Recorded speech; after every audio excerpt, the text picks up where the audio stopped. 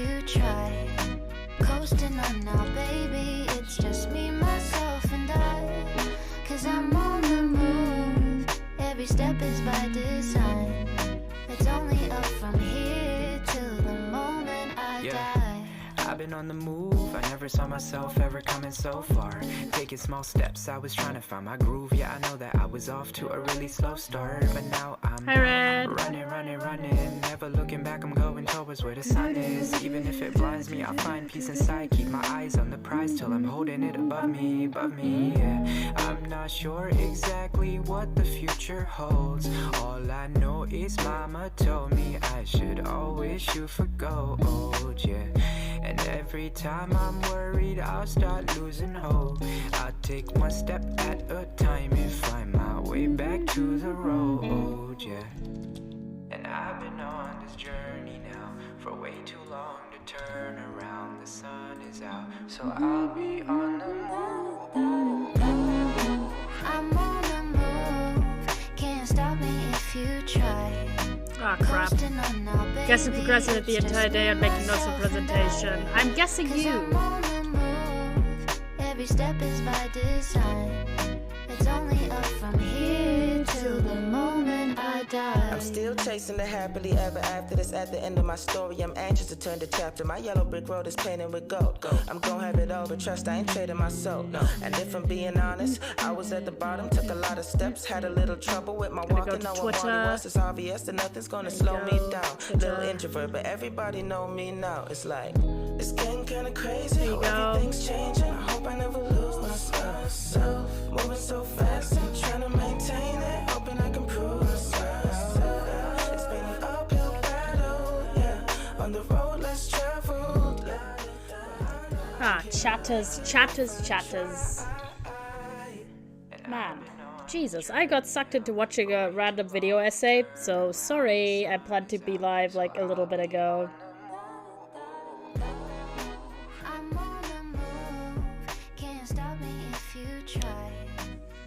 But on the plus side, I have grape soda, so that's good. Every step is by design. It's only up from here till the moment I die. I kind of want to go back to OG music today, so we're gonna go with the OG chill vibe playlist as soon as we've started everything up. Every step is by design. It's only up from here till the moment I die. Ah, OG times. I have a lot to chat about today, but we're also gonna do Minecrafting. Let's go.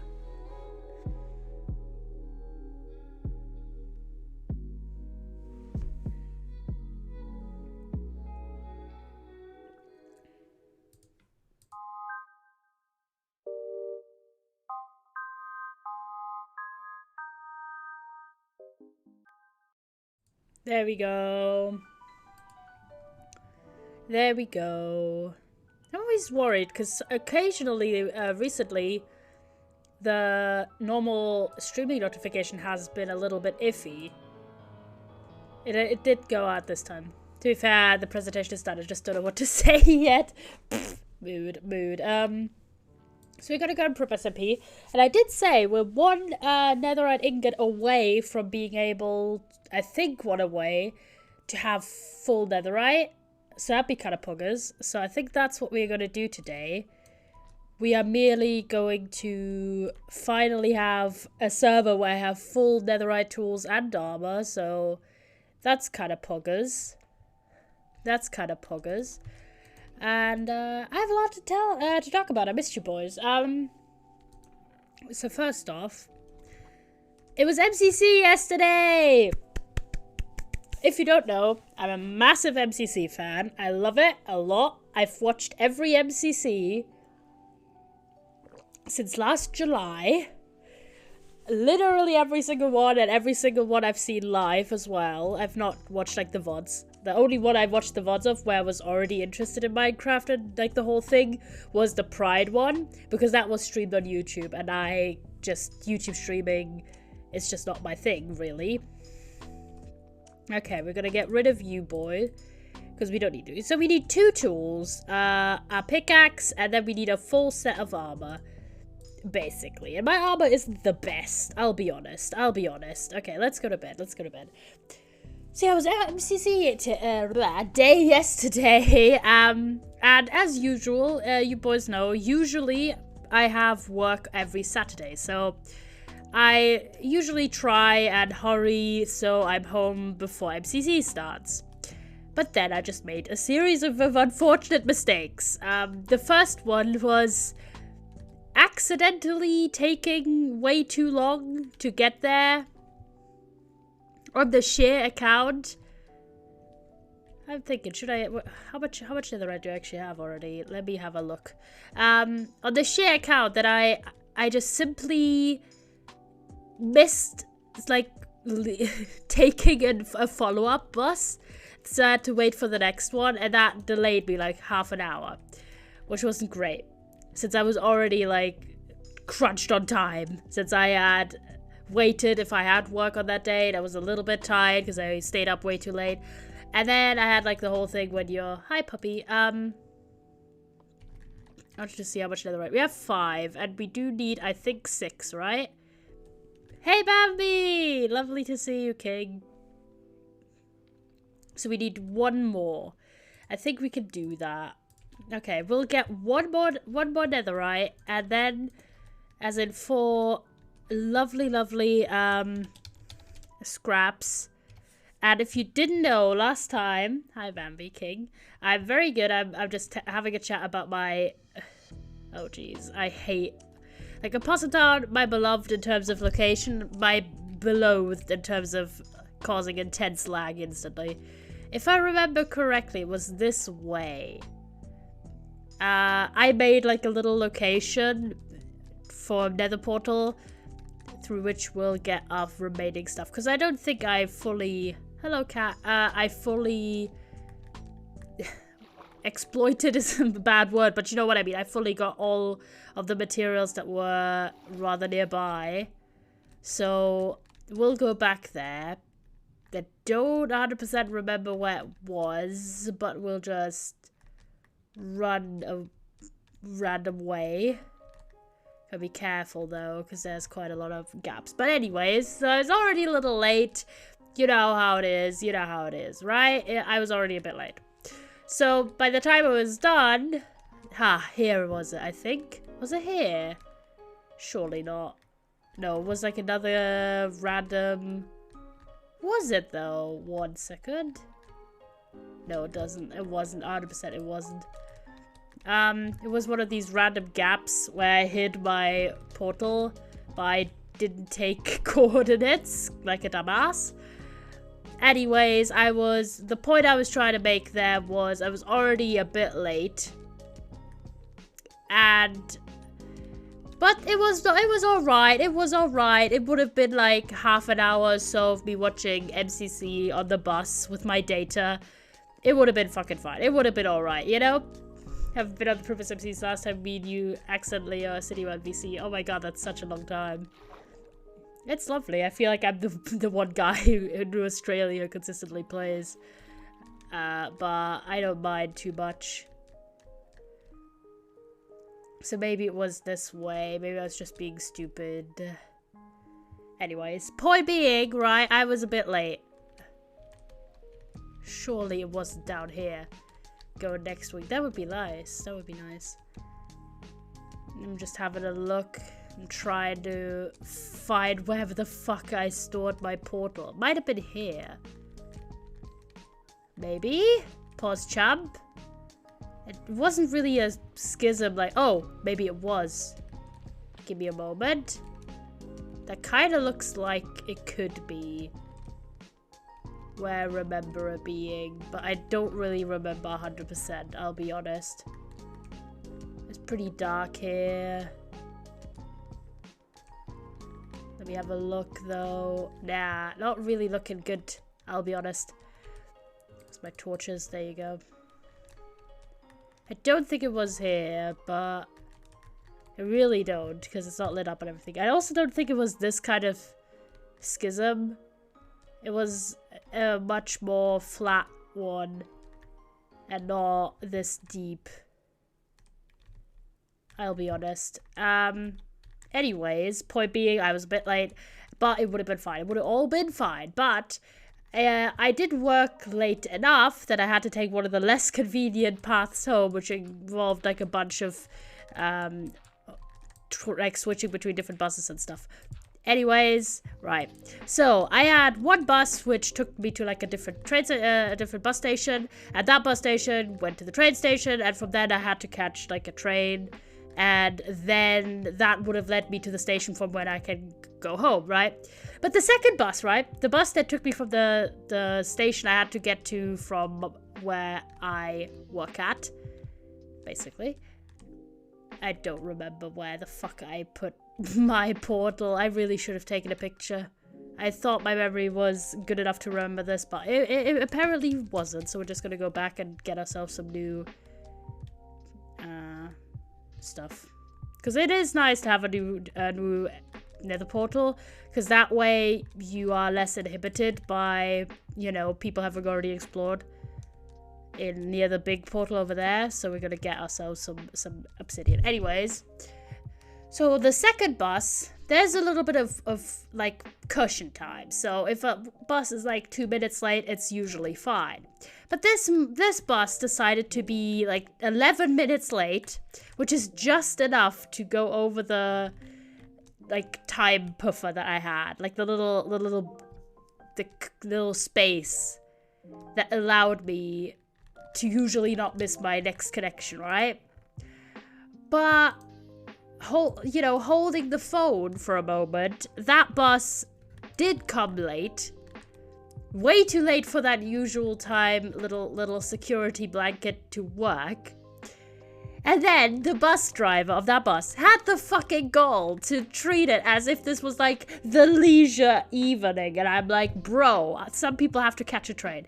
So I arrived at the train station and just missed the next connection. And then there was just a bunch of construction, which meant like all of the other connections also died. So I had to take a different bus. So a journey that usually takes me about an hour max took me like 2 hours. And it was so annoying because, again, MCC was on. This was like yesterday evening. So I spent so much, I watched like 2/3 of MCC on the bus on 160p, trying to not kill my entire monthly data. And still, MCC was brilliant. I love MCC so much. It's one of my favorite things ever. I'm just like, always in awe how just incredible it is, and how they just make it the most fun event you could ever like picture yourself being involved with. Like, as a viewer, it's just so good. Like, where's the lies? The lies don't stop because they're too good. I swear. I'm getting myself some obsidian. There you go. We have quite a lot, so I'm taking 10 with me. There you go. We do have flint and steel. All right, let's go.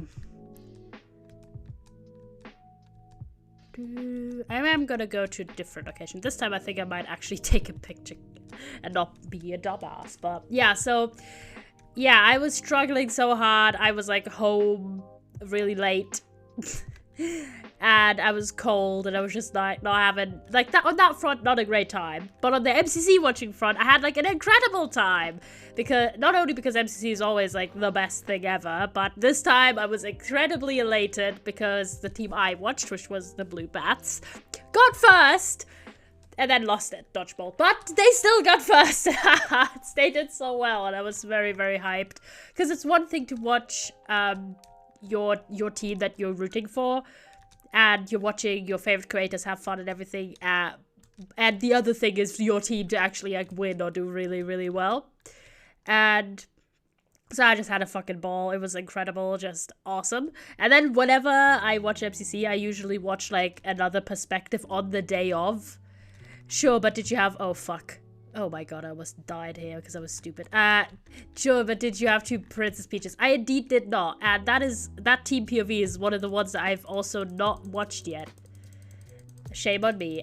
Because yeah, I watched like at least one other POV on the day of, and usually watch like another one additionally like the next day or like really soon afterwards. But I don't tend to rewatch the POV I saw live immediately because it's like too fresh. But so I watched again, if you don't know, I watched the Blue Bats and I watched Tomo's POV, and in terms of the ones I watched afterwards, I watched Tommy's POV, and oh my god, like some of those plays when you see someone doing really, really well in a game and you're just like, oh my god, that's just wild. So yeah, Tommy did some incredible plays during his stream. Very, very good stuff. Had a really, really lovely time. And then, you know, that was my MCC watching. I'm so just, I don't know what they do with it. Like, they just put something in it, right? Because it's genuinely always incredible. I've never had a bad time watching MCC. And it just, because there's so many different creators involved, it also has insane rewatchability, because you watch someone else's POV that you've not seen yet, and you'll see crazy moments and like great commentary and everything. So just absolute props. I don't think, I genuinely think MCC, not even just in the Minecraft category, but in the esports category overall, is one of the best events that has ever been put on. It's just so good. It's just so good, so good. And aside from SCC watching, you know, I didn't really do too much. I've been doing a bunch of random... Oh my god, it's night. I forgot my bed. Shit. That sucks. I usually always have a bed on me. Why? Why did I not bring a bed? That's so annoying. There's only pigs here, no sheep. Where's the sheep? We can make ourselves a bed, it's fine. It's fine, copium. It's fine. I mean, I could just also go in the Nether. Hi. Hello. Trying not to die real fast. There's a big gap down there. Do you want to go down here? Yes. Don't mind me. I'm just, going underwater, I guess. Hello. Oh. Careful. Ah. Don't mind me. Interesting little development. I'm not gonna say no to a little bit of iron, you know? So, otherwise, I did indeed finish the book I had to read for school. Which was We've Always Been Here. And I had, hello, lava, hello. But yeah, I think this should be like a decent spot to make myself a nice little portal. There you go. Then 1, 2, 3. 1, 2, 3. 1 and 2. There you go. Let's go to the Nether again, because we need 4 scraps. And then we are good. Then we are good and good.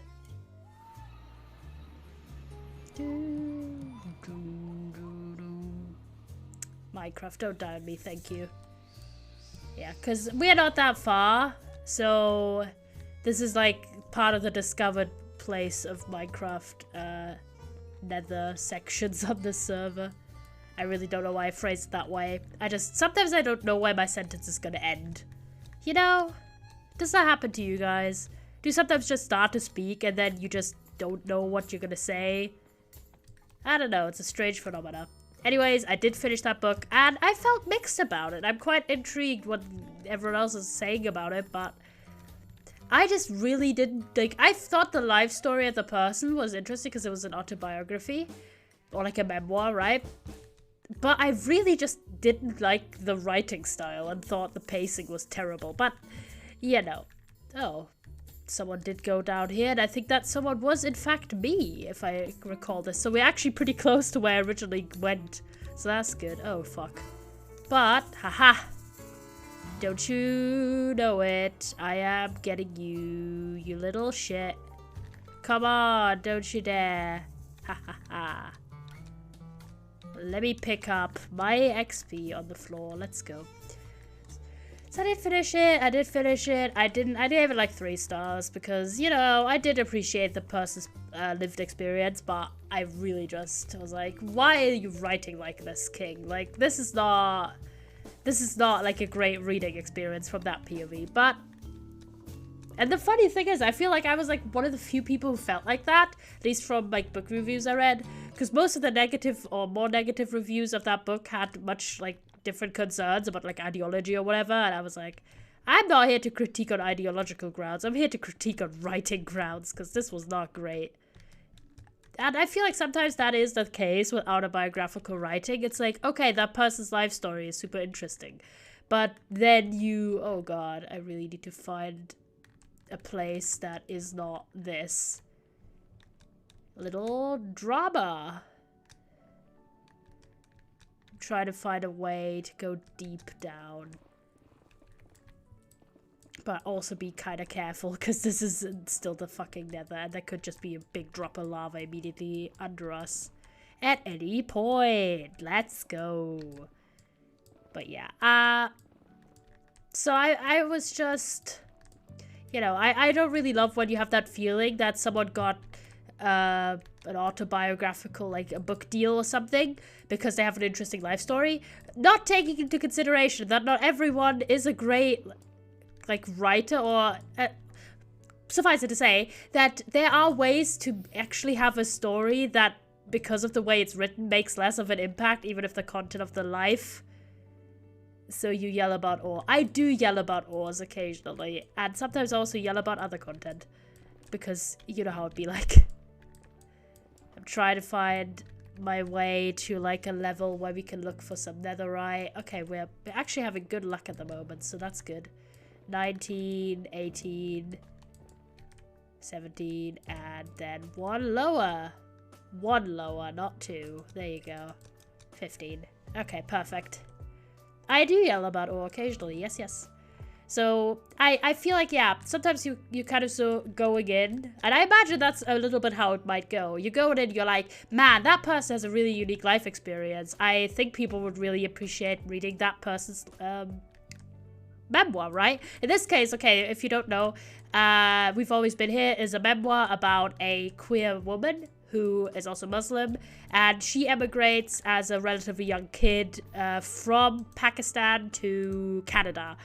And it's about her sort of like the feeling of being an immigrant. It's about having these experiences of how women are treated in her family and in her communities and everything, about being queer. It's about being part of a religion that might not always support your personal identity. It's about a lot of different topics are brought up, actually, and most of them are sort of that intersection of religion and sort of social issues, right? And it's really interesting. Like, for example, she was also in an arranged marriage and everything. So she has a lot to offer on the table in terms of intriguing me as a reader, or intriguing readers in general. Because you go like, oh, okay, what has this person experienced and everything. But I felt the way that she wrote about those experiences to be really, like, disjointed and not really making... It just didn't... grip me. I mean, this author is also a journalist, so maybe that was the reason, but I felt like if you're writing about like your personal life and some of these struggles that you've had, it should touch the reader and make you feel like, okay, I'm getting in that person's mind and I'm feeling what they are feeling, etc., etc. Or even at least feel a little bit passionate. But I felt like the writing style was very factual, which it didn't really work for me. But anyways, I did still give it 3 stars because I did learn a bunch of stuff about about her life and about this intersection of being queer and Muslim that I didn't know about before. So I mean, you live and you learn, you know. Not every book is necessarily something that you'll enjoy, but you might take some good away from it. Then I do have another book that I need to read until like this week, which is called Taking Up Space. It's about being a woman and being black, yellow and empath. I'm sorry, it's not, the way I'm describing is, yes, you don't need to have empathy or necessarily feel for the main character of an autobiography or a book to enjoy reading it, but I just felt like, okay, you're writing about these intense personal issues, including, right, you're being forced to be submissive. Like, there's immediately a scene of, mind you, by the way, if you're interested in reading this book, it's a short book, it's 240 pages, but there are, like, some very serious topics in there, so please look at the trigger warnings for that book. So, but I'm just saying that on some of those points, especially about her and feelings on romantic relationships and being pressured into this role of sort of submissive housewife type character, and also, of course, her feelings on why she does certain things, or why she, for example, in the end, right, she has these confrontations, including being forced to marry her, by the way, first cousin. Fun fact. It's not really a fun fact, it's actually pretty sad. But so she's forced to marry her. Anyone would be bad, but I mean, marrying your blood relative, kind of not great. So she's forced into this, right? Obviously by her parents, right? So specifically her mum is the person pushing for this. And then later in the book, she does, like, as in later in her life, she does sort of form like a form of peace with her parents, which I felt like the journey from that was just not elaborated well at all. This is what I meant. I just felt really disconnected from her actual emotions or the way she goes about certain things, which is not a good thing if you're writing a personal narrative. Like, if I wanted to read facts about, for example, which is included in that book, facts about, like, statistics or something, I would read a non-fiction, non-personal book about it. But I was interested in this person. I mean, I had to read this for school, but if I had picked this up myself, I would have been like, I'm intrigued how, because it's literally the subtitle, because it's literally called We've Always Been Here, a Queer Muslim Memoir. Like, that's the title. So I was most interested, okay, how does this person interact with these different identities? It's about intersectionality and everything. But then she brings up some of these conflicts, and they're just like, basically jumps from, oh, this is a problem, to, oh, the problem is no longer a problem. Okay, this is what I meant. I don't think you need to necessarily empathize with the author to think the book is good or bad. It's just sort of an experience. But yeah, so I'm interested to what people will say when I discuss this with, like, the other people I had to read this book. But so yeah, that, and then I do have to read a book called Taking Up Space. Big brain yellow. I'm sorry, I'm just a book nerd, okay? I love talking about books a lot, and I've thought about this recently. I've been talking about books a lot on stream, and I do hope you guys don't get bored by it. And I was thinking about it, because I noticed it. I was like, this has been frequently a topic that I'm gravitating towards. And I don't know if it's because I've been reading more or what, but it's just sort of happened. But I was very happy, by the way, with the amount of books I read last month. Because I did... thank you. Getting this... Oh my god, 2! Treated me well, Minecraft. What a treat. So, another one? Are you kidding me? We're almost done with getting another Netherite ingot. That's incredible, actually. I don't know why this like general region of the Nether has been incredibly lucky for me. I have no idea why, really. But yeah. So I do have to read another book called, this is not for the same reason, but I have to read another book called Taking Up Space, which is a book about being black and a woman, I think. So another book about, like, intersectional identities, really interesting. I'm hoping I find it a bit more illuminating, I guess, so I can personally connect with the writing style more from that book. Because sometimes that really is the thing, right? It's the same thing with people, right? Sometimes it's not, the person isn't like an evil person, but there's something just that doesn't gel well with you, you know what I mean? And that's the same thing with some books, right? Like, you could love the plot, you could love even some of the characters or something in a book, or you are, like, really interested in a historical event or something, and you're reading a book about it, and something just doesn't mesh well with you. That was my experience with that book, basically. I really struggled to connect with the narrative. Thank you. Oh my god, we already have all of them. Oh my god, another one. Are you kidding me? Okay, now we gotta try for another one. If we've already went into, like, one more, like, come on. This has been incredibly lucky, though. Like, we've barely been at it for, like, 30 minutes. I remember when I started doing, like, looking for netherite in general.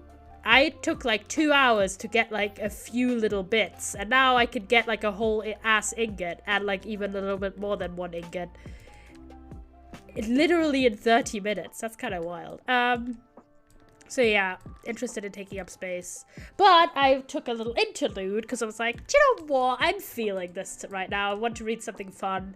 Because even if the books you're reading and you have assigned are fun books or books that you're interested in, there's always something different about reading a book that you yourself pick and something that you're kind of required to read, right? So, as a non-required read, I'm currently reading Percy Jackson's Greek Gods. Which, if you don't know, is basically the character Percy Jackson from the books. Oh, jeez. Retelling the original sort of stories of the Greek gods and everything.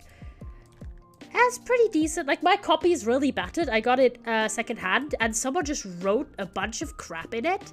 And I can't even decipher. Oh, there we are. I can't even decipher what it's meant to be. Like, genuinely. I've tried so hard if there's like some sort of like rhythm pattern to it. So we need 8, by the way. Because I've decided to get an additional ingot because, you know, you can never have too much netherite, you know? So my copy's just seen better days, alright? So I'm like 300 pages in, so I'm almost done with the book. It's like 400 something. And it has gorgeous illustration. Let me tell you this. If you have ever seen the original, like, US versions, I believe, of the Percy Jackson books with, like, the illustrated covers, the art for this book, Percy Jackson's Greek Heroes, no, not Greek Heroes, Greek Gods, has been done by the same illustrator. And he's really good. There's just random crap in it. No, you're too smart for that, Red. You're too smart. So yeah, I don't know, it's really scribbled, and it's also, like, the spine is so broken and everything. It's not a great quality, is what I'm trying to say. Oh, jeez. I literally just went there. Why am I stupid and just going again? This is what happens when you're, like, opening the fridge, and there's nothing in it, and then you open it again expecting something to have just appeared magically. That's what happens when you just go the same path in the nether. Oh, boy. Don't mind me, ha ha ha. Why is there more? Lava, go away, you dumbass. So I'm reading it, and it's pretty decent. Like, it's like alright. I found myself quite interested in the Greek myths, but it's nothing like spectacular. It's good, but it's not gonna be like my favorite book, and I'm probably not gonna keep my copy, mainly because it's such bad quality, as in the actual... I literally just went there. Why am I dumb? I literally did this 2 times. I'm so stupid sometimes. Oh my god. It's not even funny anymore. So yeah, reading that. Kind of vibing. Next thing I'll read is 100% that book I have to read for school this week. So that's that. I'm just gonna go this way. There's more lava. Fuck you. I'm going this way, I guess. Anything more? Hello? Hello? So I had quite a... you know, despite the fact that I'm saying, you know, that book isn't groundbreaking, and might be one of my lesser favorites of Rick Riordan's writing. By the way, do you say Rick Riordan or do you say Rick Riordan? Because I thought it was Rick Riordan the whole time, and that's how I've said it, like, since I saw it spelled out, because I'd never seen anyone say it when I originally, you know, read his name the first time. But then I watched a few, like, library visit interview type things that he's done, and he himself calls himself Rick Riordan. And I was like, huh? Is that just like an American thing? Or like, is that the correct pronunciation? And I've just been mispronouncing it for like 2 years. So I don't know if you guys know, like, if I'm the dumbass or if that's just like a thing that can change based on your geographical location. But I was like confused about that one. So anyways, even though it's not like my favorite thing he's ever written, it's still really good and fun. And I've missed, because the last thing I read was, of course, the Heroes of Olympus series, which is told in third person. And reading this book, which is from first person point of view of Percy telling us these myths, right? I've realized I quite missed Percy's narrative voice. Because he has such a distinctive voice, which is just really funny and has like just such a bounce to it. And I've really missed that. Even though I love the Heroes of Olympus series, don't get me wrong. But I did miss Percy's voice, or in general, a first-person narrator, honestly. So I have that. Then I was on Jacob, my friend Jacob's stream, Jacob Bugs, earlier. He did a little song reveal. He had made a cover. And then I even posted about it on my Discord. And then hi King, how are you doing? Hi Kai, I'm doing well. I'm doing rather well. So he was like, he messaged a bunch of us and was like, hey, I'm bringing out this cover. Do you want to come on and do like a reaction? I was like, surely, right? That was like at 6 p.m. BST today. And so I was one of the people who was like a guest on his channel to listen to this cover that he made. By the way, the song Staying Alive. And it was really funny because Jacob did a little prank upon us all and made us like, not made us believe, but basically presented us as if this was like a serious endeavor. But really it was not. And I mean, arguably Jacob's voice is just not well suited for singing a song like Staying Alive. He really has just too deep a voice. So it was very funny. Some people really bought that it was like a serious attempt. But like I engaged in like the first 2 seconds, like, okay, this is not a serious song. Because you don't include Boots and Cats in a serious song, like genuinely though. So it was really funny though, and I loved being a little guest. I didn't stay on long because I wanted to read that book again, as I mentioned. Being a little nerd. Also, I wasn't really in the mood because they started playing Bed Wars afterwards. I was like, do I want to really lose at Bed Wars now? Probably not. Come on, how much do I need? 2 more. Haha! Instantly! I just need to complain sometimes. Oh, instantly! I'm a genius! Like, how lucky is that? I'm like, oh, I just need 2! What do I find? Instantly 2. I'm just too good. I'm just too good. Alright, let's do that. And then this is like the fun part. What follows up... Also, why is my Minecraft just being so annoying at the moment? But what follows after this is the more, you know, tedious part, which is trying to get my armor in good shape to be made into Netherite and stuff. Because obviously, as you know, it is, it kind of feels like the final step, you know? Oh man, I should really wear some torches. I should add some torches here because this is like a hazard, so a hazard zone. There you go. So it kind of is like the final step, mainly because if you want to combine different tools and stuff, obviously Netherite is a lot harder to come by than diamonds. On that sort, let me do a little bit of crafting real fast. What more do I want? Oh yeah, let me put my little scraps to be cooked. There you go. So yeah, I was on Jacob's stream. That was quite fun. Had a good time. Oh, I can show off the library since it's day, right? And we'll wait until this cooks anyways. So yeah, I'll show it off. 1 second. Let me throw some crap away that we don't really need. That. One of these. There you go. I'll show it off. No worries. There you go. So this is the little TwitchCon area, and this here is the library. It's not too much. This is like the inside. We spent quite a bit to make candles. So you can go in and you can sit down here. And you have like not a lot. It's a little cupboard room type because there just wasn't a lot of space to build, but I think that candles add a nice little touch. And then we have benches here. And that's like the room is basically like a massive staircase. Aw, glad you think so. It was just basically all I could fit into this little space. Since there's like a big tree and this massive sign immediately on each side. So we couldn't really do too much. Yeah.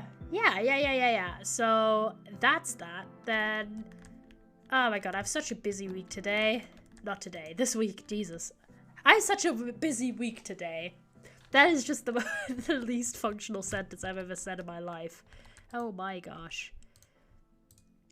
Getting my little scraps, making ourselves some netherite ingots, and now we have the final toll of 7. I'm so rich in netherite now. It's kind of wild. One thing we'll do, because I do have some materials, we'll do that. We'll add quartz here to the pile. There you go. There we go. Brilliant, brilliant. Yo! Wait, you see?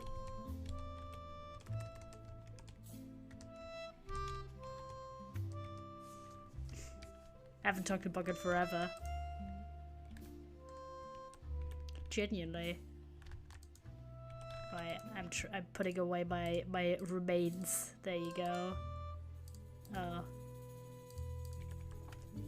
Wait. B, look around, start collects and turns around giant spider factory game that is about to be attacked. Bonjour. Oh. That's really funny. I'm live. By the way. I don't know why I did the equal sign afterwards. I just accidentally typed the equal sign.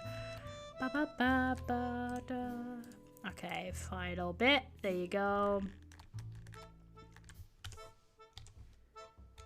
There you go. Where'd my... Ah, there it went. I was like, where the fuck did this go? Everything here is fine, but my pants kind of need healing. Oh my god, that's 10? You kidding? Ugh, Jesus. Can I heal this?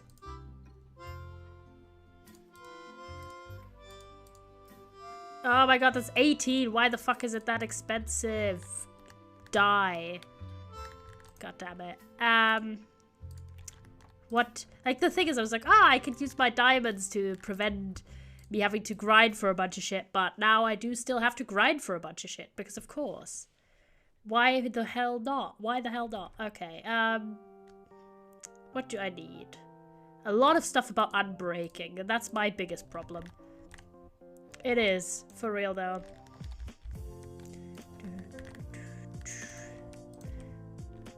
Oh wait, I gotta keep an eye out. Once, I'll just go to Australia streaming VC. That way I will be available. What do I need? Yeah, in stream VC on disk. Would be fun to play Satisfactory together if there was possibility. I've never had. Hi Raiders! Thank you for the raid, Yaki! My man, how was the stream? I've never played Satisfactory. Hi Lance! Hello, I pulled my Hi Mark! Hi Bog! Just Hello. everyone's side. I was just raided. Hi Raiders! How was you guys' stream? I hope you had a good time. Let's go. I'm currently on the quest to fuck off, little bastard over there. You're on the quest to fuck off, nice. No, I'm not actually. I'm not actually. I'm on the quest to get full netherite on the server. Ah, sick. I've not played on it for like 10 years. I know, no one has. I've just been very alone. Pulling my mic down, hold on. Raider, I've hardly know you silly champers. I like how I'm in the nether and it's just playing underwater Mario music in the background. Really, Oh, which underwater Mario though? Which one? It's playing it's just a cover called Underwater. If it's not of like the Mario 64 one, then what's the point? What is That's the like the point best. for real? That has some of the best 3D Mario music, I swear. That and Mario Galaxy. Mario Galaxy Mario is just has- unreal though. Like, they put something in that game, like, unironically. Like, even Mario Galaxy 2 isn't that good as the original one. Oh terms no. of, like, sound. I mean, I think they're both like level. They're just in unlike different any other aspects. Mario game. It's just wild. Thing is, I've always been more of a Sonic thing, know, and then I I know. like, and then I fell out. Like I just kind of stopped paying attention to what's going on, and now I'm really getting back into it again. And I've already like, I rebought Sonic Mania just for my PC, Yo. and I want to. And like, I think if I do like eventually stream again, it's gonna be that. Probably tomorrow, I reckon. Yo, that's sick. Yeah. That's sick, man. Was gonna do it today, but then I didn't. Fair, That's the fair. whole story. Man, did you watch MCC? I didn't. I forgot it was happening, and I was Sad. watching just not something else. I don't There remember was just what. people going live who I know are like or like at least partially Minecraft streamers, and I'm like, bestie, you're not gonna have good viewership if you're streaming during MCC. Yeah, I know. I mean, I was thinking about streaming yesterday as well because it was the last day of May, and I still just hadn't streamed, and I was like, probably should. And then MCC The happened. last day of April, you meant, not the last Oh day yeah, of May. same It's thing. still- They're it's the still same May. month. It's still 2020 in my mind. Leave me alone. Fair. Bye, Kai. Very, very fair. Honestly, it just doesn't. It's just time is just not real sometimes. I don't believe in it. Yeah. Never seen How it. have you been, Not man? We real. haven't talked in a while. I've been alright. I've had mainly lows, but like two highs, you know. So that's alright. Yo. Mhm. I've been super busy. Not really because I'm currently Same. busy, I watched but, you know. Heartstopper, and that. Yo, I watched my god, you Heartstopper watched a lot. Heartstopper! Oh my god! I did. It's so good. It is I so cried good. a lot. Oh my god, you don't know. I have Mm. problems that I always get really obsessed with, like TV shows that only have one season and like 5 episodes. They're making another season. I'm pretty Have sure. they confirmed it? Have they confirmed it? I'm not sure. Everyone keeps talking about it, but I will I don't watch think it. they have said it. What I'm but, I mean, scared the of, amount it's of gonna be promo like- from Netflix. I mean, if they don't renew it, I think we'll just riot in the streets. I really love it so much. Oh my god, it's so good. I cried like to an amount that is probably like unhealthy. Like Okay, I don't know why fair. it made me cry so Genuinely, much. I feel that so hard. I was just, oh my god. I've watched it like, I'm still my 3rd rewatch, but I've watched like a bunch of like reaction videos about it because I was like, I want to see the other people watch it too. It's like, man, it's so good, and I'm like just obsessed. I That's was a I was problem. genuinely really worried when it came out. That's like all I heard about people saying it was the only reason they wanted to watch it was because it was gay, which is cool. But like most of the time in media, like LGBT is not shown in the way it should be. Like I know most what of it's you like, mean. what's up? I'm a 15-year-old, but recently I've been getting made fun of for my sexuality, and that's it. And then they kind of just like the whole like character is just the fact that they're gay. They have nothing else about them. Yeah, no other problems. Yeah, 100%. Like when I talked on my stream once I did my first Where am I? when I first And I'm in a watched it. completely random area. Oh shit. When I first watched it, I talked about how some of the things that stood out to me on like a meta level as someone who like does, especially reading, not as that much watching, but basically who consumes a lot of content that has LGBT characters in it and everything. Yeah. How some of the meta level things were really, really refreshing. I like the fact yeah. that like the actors weren't 30. That was Yeah, really they talked about that refreshing. themselves. I'm glad they're all like under the age of 20. Yeah, Like- and stuff, and also things like, okay, you're not only showing like tragedy and sad shit, but there's also Like- like a lot of joy in it and everything. And it was at least like mostly realistic. It was Other than the relatively school itself, that's nothing like British schools. Should have been more racism, probably a lot more. Should've Like Bob's review of Heartstopper should have been more racist. no, but like in an fair. all boys school, I went in there once. I don't go to one, but I've been to them, and they are miserable. And like, Yeah, no, I mean, what I also really like is and the also idea... the all girls school should be just a lot more panic. And also, why does the hair just make them look so straight? That's so annoying. And what did they do to Tao? Why? Tao is lovely. What did they I do? love Tao. No, but what about why the hair? The I don't know, hair he's is just not. a silly guy. Let the man live. Like, let him live. But one They thing I could've really got did a better, appreciate is like, the yeah. idea of sort of, like, more quote-unquote casual homophobia. You know, because okay, that sounds you know really what? bad, but I mean, more I've already said the like racism thing. I balance it out a Bob's bit. You know. review should have more racism. Yellow's review, good portrayal of homophobia. No, but it sometimes feels in some media that My everything... favorite character was Harry. Oh my god, that's the biggest red flag you could throw at everyone. Like, oh my god. Yeah. But also the people, like some people are always gonna be wacky, but about stuff. But I did appreciate that they showed that, you know, there's more ways than one way to be a little bit homophobic sometimes. You know, I really don't did just say the appreciate that. naughty word, and that's Yeah, it's not just you know. I mean, they did slurs. at least show it though. They did. I mean, that is like a big part but of it. Netflix for season 2, let Nick Nelson say fuck. Like, we were deprived on that front. I'm sorry, but okay. I mean, it is like 12, so I guess they wanted to keep it that way. Like, okay, he should have said one fuck to Harry though. Like, come on, one. Yeah, but I think they tried to keep it closer to the visual novels, which I've not actually read, but I'm pretty sure they He does say fuck though. He says fuck like 8 times. Oh, I thought in the visual novels it was more like no, the opposite. Set like more for maybe they just wanted it to be set more for teenagers. Like, and it's probably, just funny but- about everything.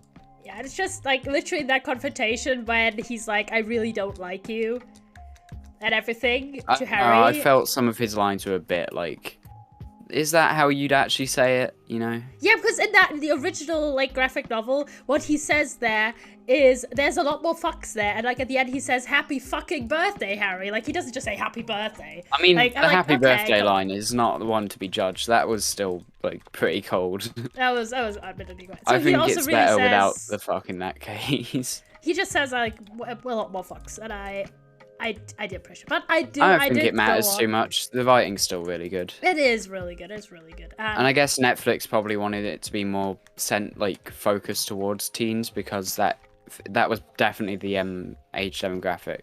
But at the same time, they wanted it to appeal to like younger teens at the same time. So that's probably the reason. It's relatively open in terms of what age demographic. Oh yeah, works they've for. still they're still pushing it at times, and I think they've done it in such a it feels real. That's yeah, good, it's just you know? such good vibes. As in, it just does feel like one thing I really love, for example, is that a lot of the scenarios where there's like a miscommunication plot, they really subverted by like immediately diffusing some of those, and I really love that. And it's not. Because if you're thinking about like what they put in some other like teen shows in terms of drama, there's so many times where they drag out a miscommunication like the whole season, and if they had like one conversation, the whole arc would have just been resolved in like one episode, and it's so annoying. But in this one, like, okay, like Nick immediately apologizes for the whole thing with Imogen and the date and everything, and it's not like in the last episode, like it's literally exactly like one episode later, I think. It feels more like the pacing. It works a lot more than a lot of other teen dramas. Yeah. Purely because the actors fit the roles. Like I think the casting here was the fact that they aren't really like famous at all. Because I've not seen any of them beforehand. I don't think really. Yeah. So no, so I think that also adds to the immersion of it as well, because like they just feel like teenagers that you're watching, not like big famous actors. That's also a big problem. Just a lot of TV in general. You know, because like when you're watching a show, a lot of the time you don't think about a person as their character name. You think of them as like, OMG, that is Scarlett Johansson. And then like everyone's like, when like a new film comes out, they're like, oh, that's Black Widow. If it's like she's in another film, because that's the character everyone's related her to now. Yeah, but I think that's always weird. That is odd. But like that's a big like thing in TV, Jackie, how right? like actors always kind of a lot of the time set how you feel about the immersion of the world. Because if you know an actor, it's definitely going to be a lot less immersive. In some ways, I and that's why animation's better. How dare they make real I'm not that TV. extreme about it, but there's also sort of a difference if it's like a big like A-list celebrity versus like any other celebrity. Because if it's like, I don't know, you're saying Scarlett Johansson or like Robert Downey Jr., like it's in the brains of the people, especially if it's like a really hot, like hyped actor at the moment, then it's, I think, harder to forget that it's that person. But I mean, for example, I felt in the first Spider-Man movie with Tom Holland, I thought he was quite good there. So there's like a variety of spectrum. It's definitely not just actors. like never use big actors, because that's definitely not what I'm saying. Plus, also but like Heartstopper, they had like Olivia Colman as like Nick's mom. Yeah. I thought that was perfect because she's like a supporting role. I know. I'm not necessarily saying don't use. I do understand what you mean, though. Sometimes it can pull you out of the immersion if it's like. But I do think if they really fit the role, it can still like add to the immersion. But if they're basically they're not like really going into that role, which a lot of the time they don't. Yeah, it's basically the difference can lead between. You not being as immersed. Is do you feel like that person was cast because they fit the role, or because they are that actor or actress? Right. And yeah, I definitely feel that. Where it's like, But yeah, there's so many things. I also really love how none of like the main relationships that we are meant to view as positive have like any sort of cheating plots. I talked about this before. Yeah, you have Ben, but Ben's unequivocally narratively. I think that's the whole thing with Ben. Yeah, like Ben's meant to set up like. He is the bad guy partially because he cheats and is like disrespectful. I think it's kind of Ben is a way of setting up like how they're gonna write their like protagonists. Yeah, and also I just love the idea that because I feel like a lot of romance stories, it feels like once the characters are in a relationship, the only conflict you can have is like, is that person cheating or something? Or like something equally tragic, or like, someone has a deadly illness. You know what I mean? Like, it feels like once they finally gotten together, they have to have these insane stakes for there to be conflict. But I think Heartstopper shows by like literally having the characters get together basically like episode 3, that you can have a lot of different interesting storylines and conflict. Ways to build on those. Without ever like putting into question that they like each other. Yeah. And I love that a lot. But yeah, I also really hope the they scene do where he takes the quiz and just a single tear. Icon, go off. I think genuinely everyone has done like that online quiz thing. Oh yeah, no, 100%. I didn't cry. Yeah, I mean, I didn't. I really kind of already knew, either, so I just kind of laughed at all the questions because they were stupid. Yeah, but I also like the first time I watched it, I felt some people didn't really think about. I felt just at first genuinely kind of sorry because some of the content that Nick looks at on the internet, not even the depressing stuff, but I meant more like the stuff that's meant to help young questioning people, but it's really just like people writing articles. Yeah, like inside jokes and making it really lighthearted and everything. And basically some of the things are only helpful if you're already sort of relatively sure that this is that you are LGBT and you have That's why it's like it's always better to like talk to your friends, which is explored later in the thing, which I think is really good because it shows just by taking a quiz online it can't really help, but when you express those emotions to friends it can like help a lot more. I just felt really bad because I mean at first Nick really doesn't have any friends who he can talk to, and some of the stuff on the internet is just really unhelpful. But that's one of the things that I found also interesting, because in the graphic novels, he does have, like, friends or people that are a little bit less He has friends. In this one, he's alone. But it does heighten the whole thing, and I really like that he sort of immediately does find other people that he can connect to. I think it adds that they establish in the first episode that he is the rugby lad, but then they also establish he's definitely just not a rugby lad. That's just kind of how he's been mixed in. Yeah, they really do like an excellent And I'm plot. glad they didn't like drag it out over the film. That's what I like about the show. It's a lot more compact and still gets all the information across. Like it shows also how the seasons are passing with the little like graphics that show up. I love those graphics. Same. I'm a like big so fan. much. One of my friends like cut out like literally like 100 of them and has made like this massive like of like the leaves and like spread them across so cool. their wall. Yeah, it's so cool. That I love is it. so sick. But yeah, no, I'll there's show so it many to you. things. Yeah, send a picture definitely. Yeah, after stream I'll find it. Yo. Yeah. There's so many things that like they set something up that in other shows would have been like a massive conflict that lasts like half a season. But then they But they immediately treat it like resolve it's and like more everything. realistically, like Yeah. they've actually had these But experiences. also some and of it's the not things just are some just like funny to me. straight cis white dude sat in a room being like, so what's a gear?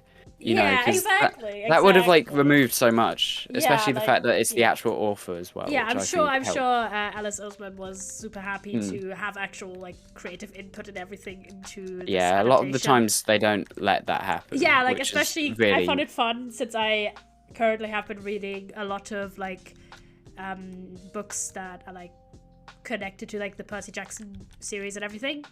And that's like good. that author has had like the literal worst experience with having a film Yeah. adaptation ever.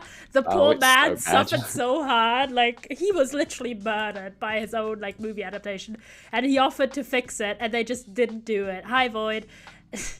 And it's so Void. sad because I watched like a video when he sent like emails to the film studio, like offering to fix like the like saying what needed to be fixed. And one of my greatest like conflicts with my dad is that he likes the Percy Jackson movies, and everyone who has any taste whatsoever knows that they're jack shit. Oh, poor soul. Yes, because he's never read the books, and I'm someone when it's a book adaptation. Most people think- have read the books though. That's the thing. They're such Yeah. like big books. Exactly. Also, Void apparently has watched 3 episodes of Heartstopper with some mates and found it amazing, which It's so good. It is so Finish good. it. It's so good. It's incredible. I think something I don't like overly is like the fact that they do like how they have the text messages like pop up on the screen. At least they do it in a more creative way than a lot of others. Because something I really dislike about TV shows is when instead of just like showing the phone like zoomed in, which is a lot like nicer and looks a lot better than just having like a they PNG do that a of lot the of image. times, yeah. Yeah, which I'm glad they do that more than having graphic shot because it just looks better showing the phone. I get it can get boring, so but they can do it in such smarter ways than just having like, a PNG of the message pop up because it just looks really weird and lazy just seeing them like. Because like what you should do, show the message on the phone, show them maybe like typing and the response like they do in the show, like showing how like he's struggling to type and then show like how they react after. I think that would like I think that's just always better having it show the phone more than the actual like message. Why is 'Cause Unbreaking it's so annoying hard to to me. get? Why? I really do. That's like a thing I have against TV I know, shows. I know. I think we It's talked so about this annoying. before. I think we might have. I don't. It's lazy. It doesn't. There's so many more interesting ways to show it. Like you could have them if they had like an argument or something. You could show their face and then have them argue over what they've said because like it's that thing of show don't tell in a way as well at the same time I guess. Yeah, makes I sense. don't know. Makes sense. Yeah. It doesn't look good. Also in the 3rd episode, the party one, it was kind of predictable as well. I'm just talking about problems I had. These are very minuscule. It's kind of predictable what happened. That was probably like the tropiest thing that like To be fair, like a lot I of the think show was tropes, but I think that was like the one that felt the least like the way I think natural. about it is that it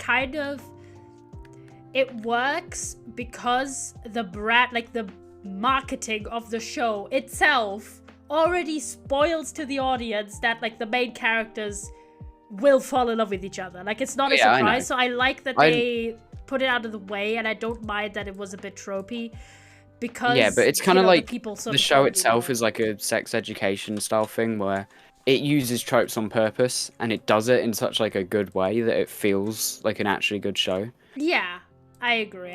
I do understand it's sort of that nitpicking. Like even if you really love something, you do sort of are maybe even more aware of like the flaws or your problems with it than you would if you didn't like it that much. I It's think like, oh my what God, they're it's doing awesome, is but good though, like with it's tropes really at the good. same time. I just don't think they had it on like point as they did with other episodes with the 3rd one because that was probably one of my least favorite episodes, I reckon. I like the 3rd episode. But It wasn't bad, I just least favorite probably. It's just I don't know. It's just nice. It's also because it's like pretty much happens like almost the exact or similar-ish. It's also kind of predictable. Girl goes up to boy. Boy doesn't want girl. Goes find friend. They kiss. That was kind of. I knew that was where it was going. That or he kisses Imogen, and I'm Charlie so happy sees that they and like, gets really upset. No, I'm so happy that they did not do Yeah. that. Like, oh my Yeah, god. I'm glad pissed they me off so didn't. Like, much. Yeah. I also really like Imogen. I thought she was gonna be another like chavvy No, I girl. think okay. Imogen, I think, gets simultaneously a bad rap, and also No, I think she's like relatively. no. Like, just genuinely people who put her like on the same level as Ben and Harry, which is BS, because I those think- are terrible people. I think people do that because they've only seen the first few episodes at first, I and don't because know. they hang around, and then like when you go on later, you realise she's a bit more like she cares. She definitely cares. Yeah. How about Because it feels? So can you have The old boys' school is just worse. which is basic? What I think is basically the okay. This is me just okay. I'm just gonna drop so many hot takes. I'm sorry, chat, if you were here That's for what we're chill doing. Minecraft. I'm dropping hot takes. Okay, there is some crossover I found between people who are like, in like, who are like Minecraft enjoyers, as in not the game, but like the content creators and stuff, and who enjoy different SMPs, and who also really got into Heartstop as well. Which And isn't bad, but like no. This is not a critique. This is just an observation. I've seen quite a few people yeah, themselves no, I say, know. "I like this and this," right? And how I feel like Imogen gets treated, that you simultaneously have people who make her like, villainize her as a character, which may be misogyny, but maybe sexism, but maybe just, you know, etc., etc. But I there's think it's just because simultaneously she hangs people- around them. I reckon. I do have reasons, because there's some parts where I'm also saying, okay, there's also Imogen apologists. Probably people will call themselves like legitimately that, where they are like, Imogen has done nothing wrong ever, she's perfect, and people just hate her for no reason because, you know. But I also don't think that's correct either. You know, what can I say? I fight in the wars of nuance, and I come out on the side of nuance. Because Imogen overall, yes, she's a girl who likes a boy, okay? Fair enough. Like, very valid. I think she does get, like, she's absolutely no way near anything that Ben, especially Ben, or even Harry has done. But also, she has like these little bits that, because of course she's like a side character, don't really get that much screen time. Like, the whole thing where she goes up and like says that she and Nick are together basically, and like asks Darcy and Tara, you know, what's up and stuff. And that was a little bit iffy. But and the way that I think you about can it tell is- why she does it. She's No, definitely not that part. I think I reckon she's definitely like anxious about it and wants Yeah, everyone to be 100%, impressed. I 100%. think that's kind of what they're trying to write in. If Yeah, you and- dig into it a bit more. Yeah, no, I'm not saying that she isn't, but I'm saying that she does have this element, including the fact that, like, she apparently tells everyone everything about, like, her going out with Nick and everything, that she does have this part, which, maybe not maliciously, feels like, you know, she's trying to use this, like, as... Like, it's not something that she's doing solely in isolation from, like, her surroundings. Like, if she only really... Like, if her only issues, which I'm not saying this is not a valid criticism, like, not a valid life experience for her to have, because she's, like, you know, a teenager, and you care about what your peers think of you and stuff. But I'm just saying that if she only like, if her only motivation was, I really like Nick, she wouldn't do all these things that publicize their quote-unquote relationship in such an excessive manner that she apparently tells everyone and, like, claims things and everything, which makes it think that part for her, because she does say when she has this talk with Nick that she kind of understands where he's coming from with the whole feeling like he doesn't fit in with their friend group thing. So I can see that that might get some development, but as it stands, she has this one motivation, which is being in love with Nick, which fair enough, right? Very Yeah. much fair enough. I mean, Hmm. you know. But then she also has this thing about maybe fitting in or belonging in her social cycle, making her do things that are maybe not great. Like Yeah, I think- pushing people into situations where they might feel I pressured do hope to if do they things do and a such. second season, they do show more of her character, because there's a lot of opportunity with it. To, like, Yeah, exactly. Like, Well- I'm saying Imogen I found her personally really interesting, and her addition as a character, which I believe she's not in the graphic novels if I remember correctly, I thought it was really well done. Like, but I'm just think saying that I don't think I'm on board on the whole. She only has a crush. She's never done anything wrong, or she couldn't get some character development in the future. Because I think she really could. I reckon she will. Because if there is a second season, I'm pretty sure she will. Also, apparently there's something about France in the visual novels. Yes. Which I've never seen read anything about the visual novels, and I want to know what's going on with that. Yeah, like, do you want me to talk about it? Because I have read it, or do you want to go I would like to read it, but also I'd like to know why they're in France. I assume it's a school trip. School trip, yeah. So they're doing like a combined school trip to France. And is it all on webtoons, by the way? I swear it is. Yeah, it is. Add-on tappers, I think. I do own like the printed copies, but because I'm a little nerd like that, and I just like reading physical books a little bit more than digital. Fucking nerd. Can't be talking to you.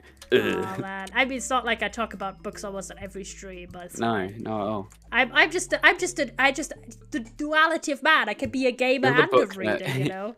You're the book nerd, I'm the music nerd, and Leo's the geography nerd. Yeah.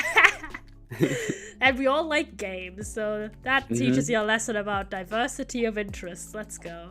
No, I'm kidding. But, so yeah, they do go on a school trip, and a lot of stuff happens in that one. I'm not going to go too far, but one thing I really hope they do is that the chaperones for the trip are, like, having a little romance in the book as well. And it's like a really interesting thing because they're like elder characters. Or do they get the teachers and stuff? Is that what you're saying? No, I know. I mean that specifically they have these two chaperones in the graphic novel, and on that trip they kinda, and what I really like about it, as for me, I don't know if that was on everyone's Twitter, but on mine certainly, some people were talking a little bit about how it might feel a bit bittersweet if you're an older person who's LGBT, because it kind of feels like at the time when you were 15, like from that point of view, they didn't have the access to support and visibility and everything like Charlie and Nick have in the show. And everything, and it feeling a little bit like, you know? Yeah, I guess I can see that, but I think it still would help them in a way. I'm just for different reasons. The way I see it is sort of that I can totally understand. It would probably show them now that they have the representation, at least, that they may not have had. At least that. Plus, it's still going to be like an entertaining story, which show them maybe now what it's like, how it's different from their experiences, and maybe they'll even share some of the experiences. Yeah, 100%. So the way I feel about it is sort of, on one hand, it's 100% understandable, and I catch jumping out a window. Hold on.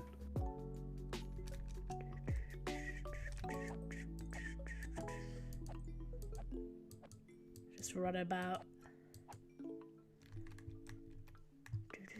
Hope you are doing well, chat, by the way. I don't know how we got onto this point, but I will never shut up about Heartstopper, so I'm sorry, chat. My cat has not jumped out a window anymore. Oh, thank God. Yeah, she probably wasn't going to. She's smart, but just in case, you know.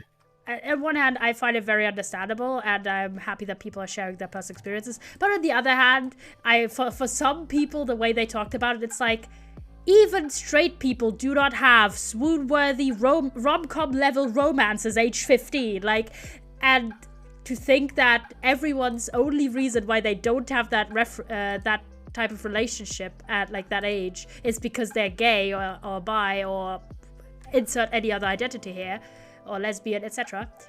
I thought was a little bit like, okay, I personally would not presume that the only reason I'm not dating at the moment is because I'm gay.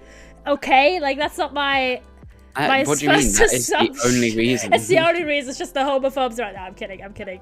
But I'm just saying, like, but on the point of feeling like maybe you missed out, or maybe there isn't that love for you. Those chaperones have that storyline of them being like in their mid-20s, late 20s, so definitely older, and one of them only came out in their mid-20s, so, and their little romance explores that topic of maybe not having that, like, romance of your youth or like your teen love, but still finding love later, and that there's no correlation, that your ability to find someone to love or someone to have as a partner is not like based on how many lovers you had when you were 14, you know?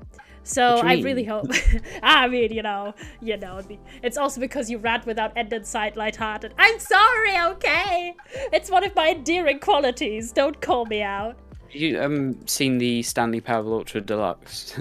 Because in that there is like a button where you can skip over in one of the endings, where you just skip over what the narrator's saying. They ever go on a long ramble. I've watched the original, but I've not watched the remaster. I really want the second because one. I'm kind of like one of the I love streamers. the original. The original I loved as well. I watched it religiously. It's such a clever game, because it not only does it like touch tropes and games, but also like explores why they're fine, but also how they could be done better. It's such a smart game. It is so good. No one talks about how smart it is, and it's really incredible. Annoying. It's incredible. And the newer one is like it has the same energy, which I love. That's so good. Yeah, Ranbu played it. I was like, am I gonna watch it? And then I didn't watch it, and now I'm deciding should I maybe play it on stream and thus not watch anything about it. I think you should play it on stream. So yeah, if I do decide, I will just not watch anything. There's like 5 hours of new content as well. Like, apparently, and like 40+ endings now instead of just like the 10 from before.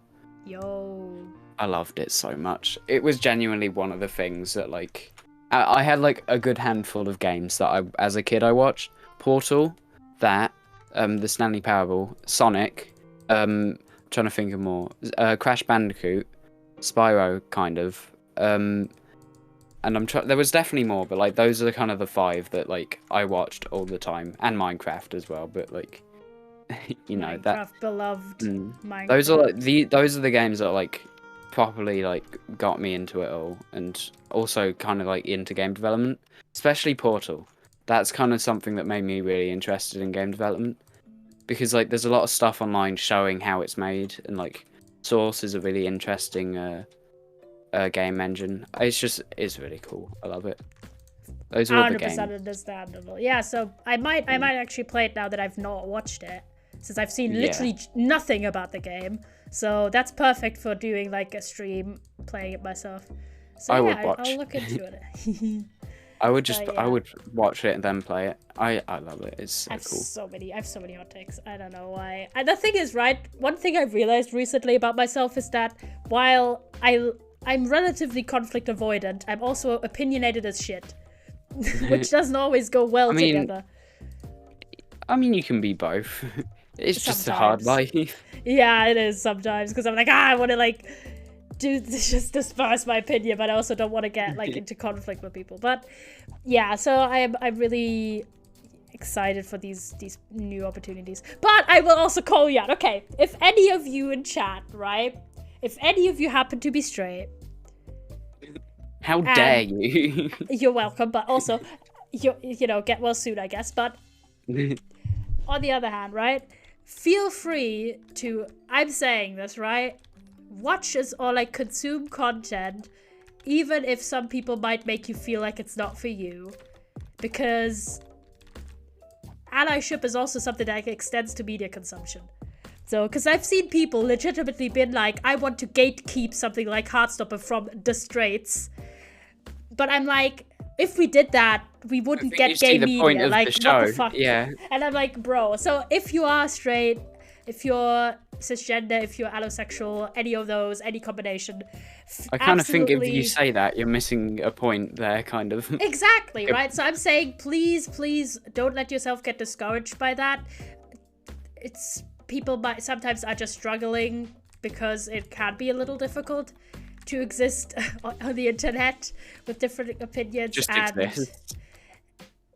Genuinely, please do watch it or read LGBT books and support artists who are and everything, because if only LGBT people supported this, in many times it would not be enough, and we would just have shows cancelled or book series cancelled, or we would have stories that wouldn't get told otherwise. So if you're looking, in general, not even about LGBT content, but also one thing, for example, I've really appreciated in my observation about like book publishing is that because there was so many white allies, there's been a lot more stories published by Black authors, by brown authors, by Indigenous authors that are not necessarily only about their experience, but just their ability to tell any story they want and have sort of the market suddenly have more space for that because there's been white people buying that more.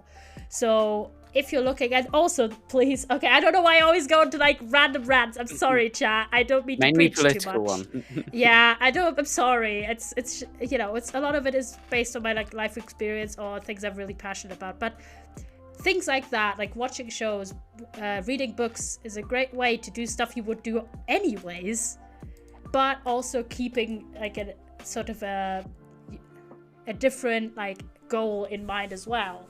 Because it sucks if like the amount of times where I go into like a bookshop or I go on a streaming service and the only time they make space for certain voices is if it's a, you know, corresponding month of the year. Like, that's shit. It's the same thing with you should not only care about your mum on Mother's Day, you know? If your mum's nice, if your mum's shit, no. But if you have a mum in your life that you care about, or dad or sibling or anything, obviously it kind of feels natural that you wouldn't only care on the day that it's celebrated. So the same way... the whole Pride Month thing, like... Yeah, it should... You shouldn't just, like, realise about it on that month. Yeah, if it's about Black History Month, if it's about Disability Awareness Month, if it's about Pride Month, obviously it's great and fun to have like that community experience during that time, but when it comes to advocating and allyship and everything, do keep that in mind outside of those times as well. So if it doesn't matter what your identity is, if you're thinking, hey, something like Heartstopper, which brings a lot of people joy, it is just a really setting good precedents in many ways. You want to see that more, do stream it shit tons. I always thought that, like, even as a kid, that months just like realize things, like, or think about things specifically was kind of just a weird concept. Like, if you want to support it, why just in this month should you have to drag attention to it? It's also fun. wouldn't that end in like maybe even more problems is what I'm thinking, because like certain people would be like, that could just like draw attention to the fact that, oh, maybe it isn't normal then for some people. That may be the realization they get instead of what they're meant to, because that's like things I've seen. That is a conflict and certainly an argument to make. I see it sort of in two ways. Yeah, it kind of makes it out as something not the norm. But in the same sense, sometimes I feel like the movement of normalize this or this and this can flatten out the different life experience that people do have because of their identity. And to sort of erase that is sort of like a colorblind approach, which I'm not a big fan of. So I think it's about the individual. Some people, like if you are part of whatever identity that might get recognized in those types of ways, which it might be a disability, it might be an illness, it might be your sexuality, it might be your national identity, I don't care, you know, whatever gets recognized in that manner. I think everyone should have the freedom to decide, okay, is there something I would like to be recognized in this manner or not? Because for some people, let's say, it's more like a part of them, but for others, it's maybe a central identity thing, and to sort of not recognize that is a little bit... It's just about, you know, the individual, I think. So yeah, it's a double-sided sword, but overall, I find it generally mostly kind of fun to have like little days and stuff. I think that's like, it's normal. It's more the way they're handled a lot of the time in like media and stuff. Like Pride Month, like it's all well and good that you're setting, like big companies set their profile pictures to a rainbow, but like that's not helping with the fact that your company is like incredibly homophobic in the past or something. Yeah, or, I mean that's what they say. It's the same the thing fact that you're just actually doing nothing to actually help. You're just kind of like, in fact, you're actively avoiding it, if anything. Like that, those are the problems you see in the media. But it's fine because they've set their profile picture as a rainbow. 100%. Like I agree. Like it's the same thing with what they've been calling greenwashing, When like a company I've heard of pretends that. they're super like, oh, we're super sustainable, but really, you know, they're fucking not, and they do terrible things. They'll be like, they'll go on Wikipedia. And What'd you say? Sorry, you cut out. they'll go on Wikipedia, copy and paste how to be sustainable, and then just from that's where they pretend they're sustainable, pretty much. I think that is literally something a company has done before. Oh my God. Yeah, there was also stuff like that, or what you're saying is basically rainbow washing, so pretending to be super supportive of LGBT Like rights, Disney, but really they- not. Yeah. It's like iffy. But on the general scale, I always think, you know, okay, this is me just talking as like an absolute nerd who's done some of this stuff and like. Man, I was like, man. Identity as a general idea is complicated because people are complicated like that. And there is a lot of challenges with it because trying to sort of find unifying ways to speak about things is really hard. I think something that's really bad in media as well is just like they glorify making it a really big deal when in reality it's just another part of life, and you should treat it as if it's just them being a person instead of like being like, oh my God, that's amazing. Like it's nice, but when that's the only way you treat them, like because of it. I mean, there's a reason why a lot of this stuff is like common themes of like people's experiences, where it is challenging for people to find sort of ways to approach certain things. But I'm finding it very good that there's been more critique that the whole idea of basically responding to marginalization with some sort of courage or character-based statement is a little bit crap sometimes, because the person's just existing. There's not necessarily like anything about courage or bravery or anything. It's just them being them. But also that if you're putting sort of hierarchies or different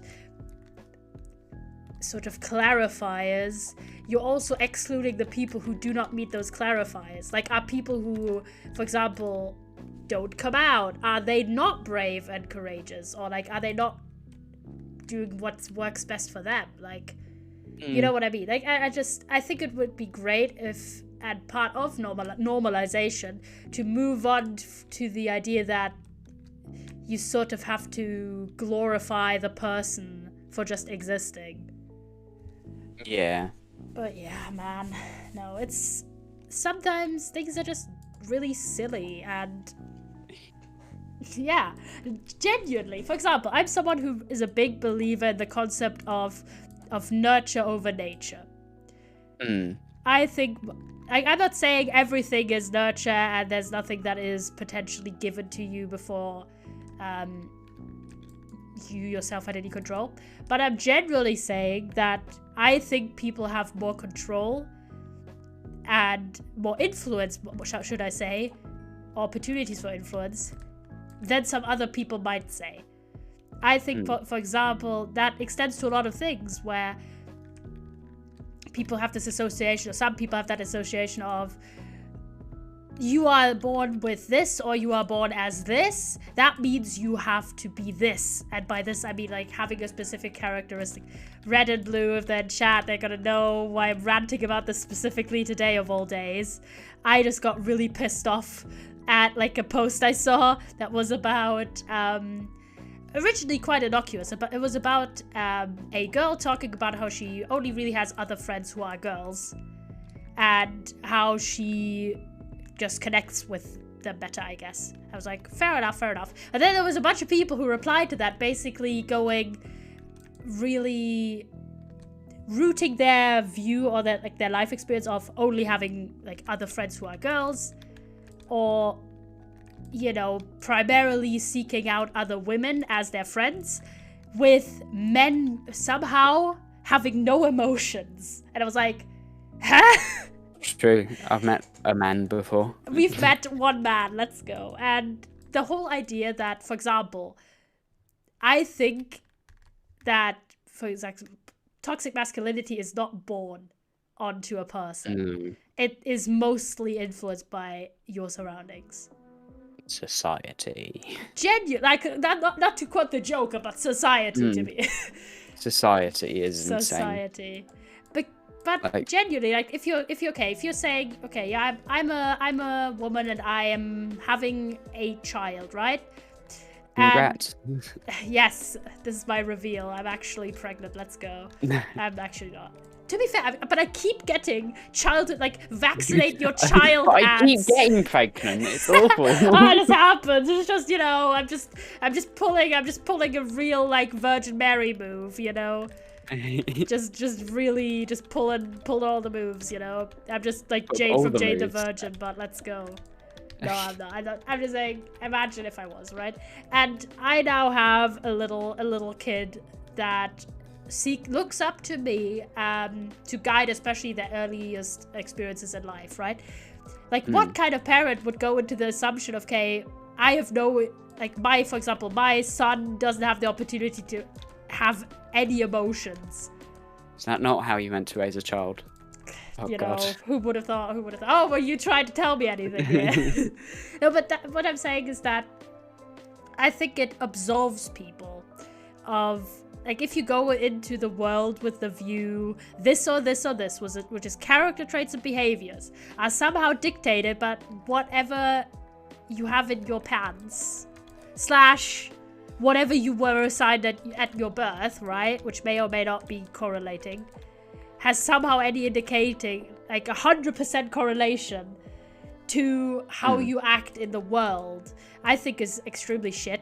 And I hope, like, some of those people who talked, I'm like, thank God you don't have any men in your friend circle. Because, like, genuinely, if I had one of those people as my friends and they would assume I don't have emotions or that I cannot be a good friend because I'm a guy, I would be like, okay.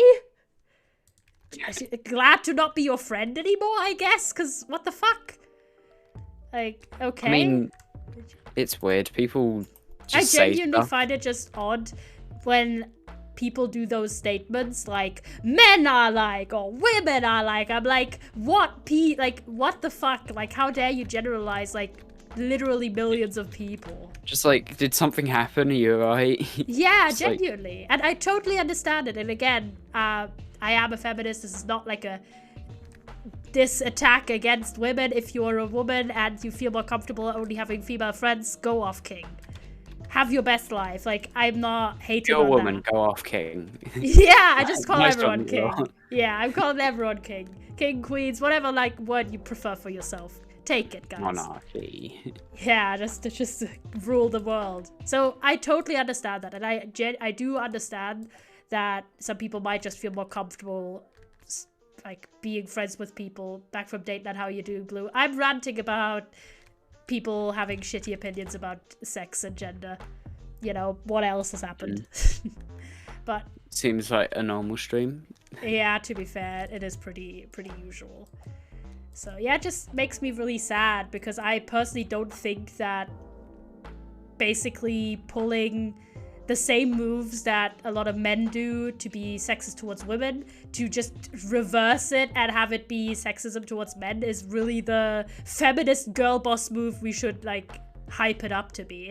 I don't think it's great. Personally. No, obviously it isn't. But some yeah, people it made me just sad. won't, It made me sad. I was like, man.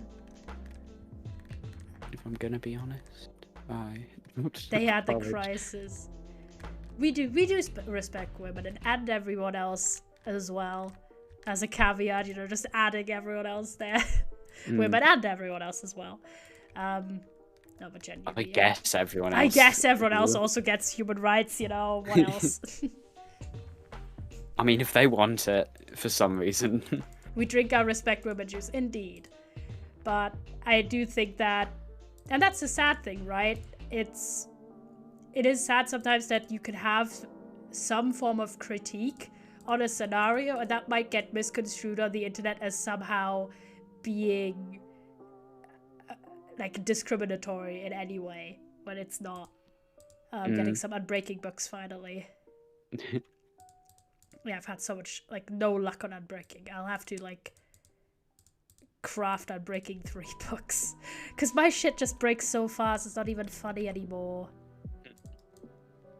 It I wasn't don't funny the even first time. know what enchantments I have. I hope I have Unbreaking. If not, that's probably not good. Yeah, I have Unbreaking on everything except my shovel, and my shovel is shit. And also, of course, I need it on, like, my armor. And I only have Unbreaking on my helmet. I don't have it on anything else. Women. Oh, you guys talking about tested chat. Let's go. Women. Yeah, women are pog. Women. Women. But, I don't know. Just generally, a lot of that stuff is always like,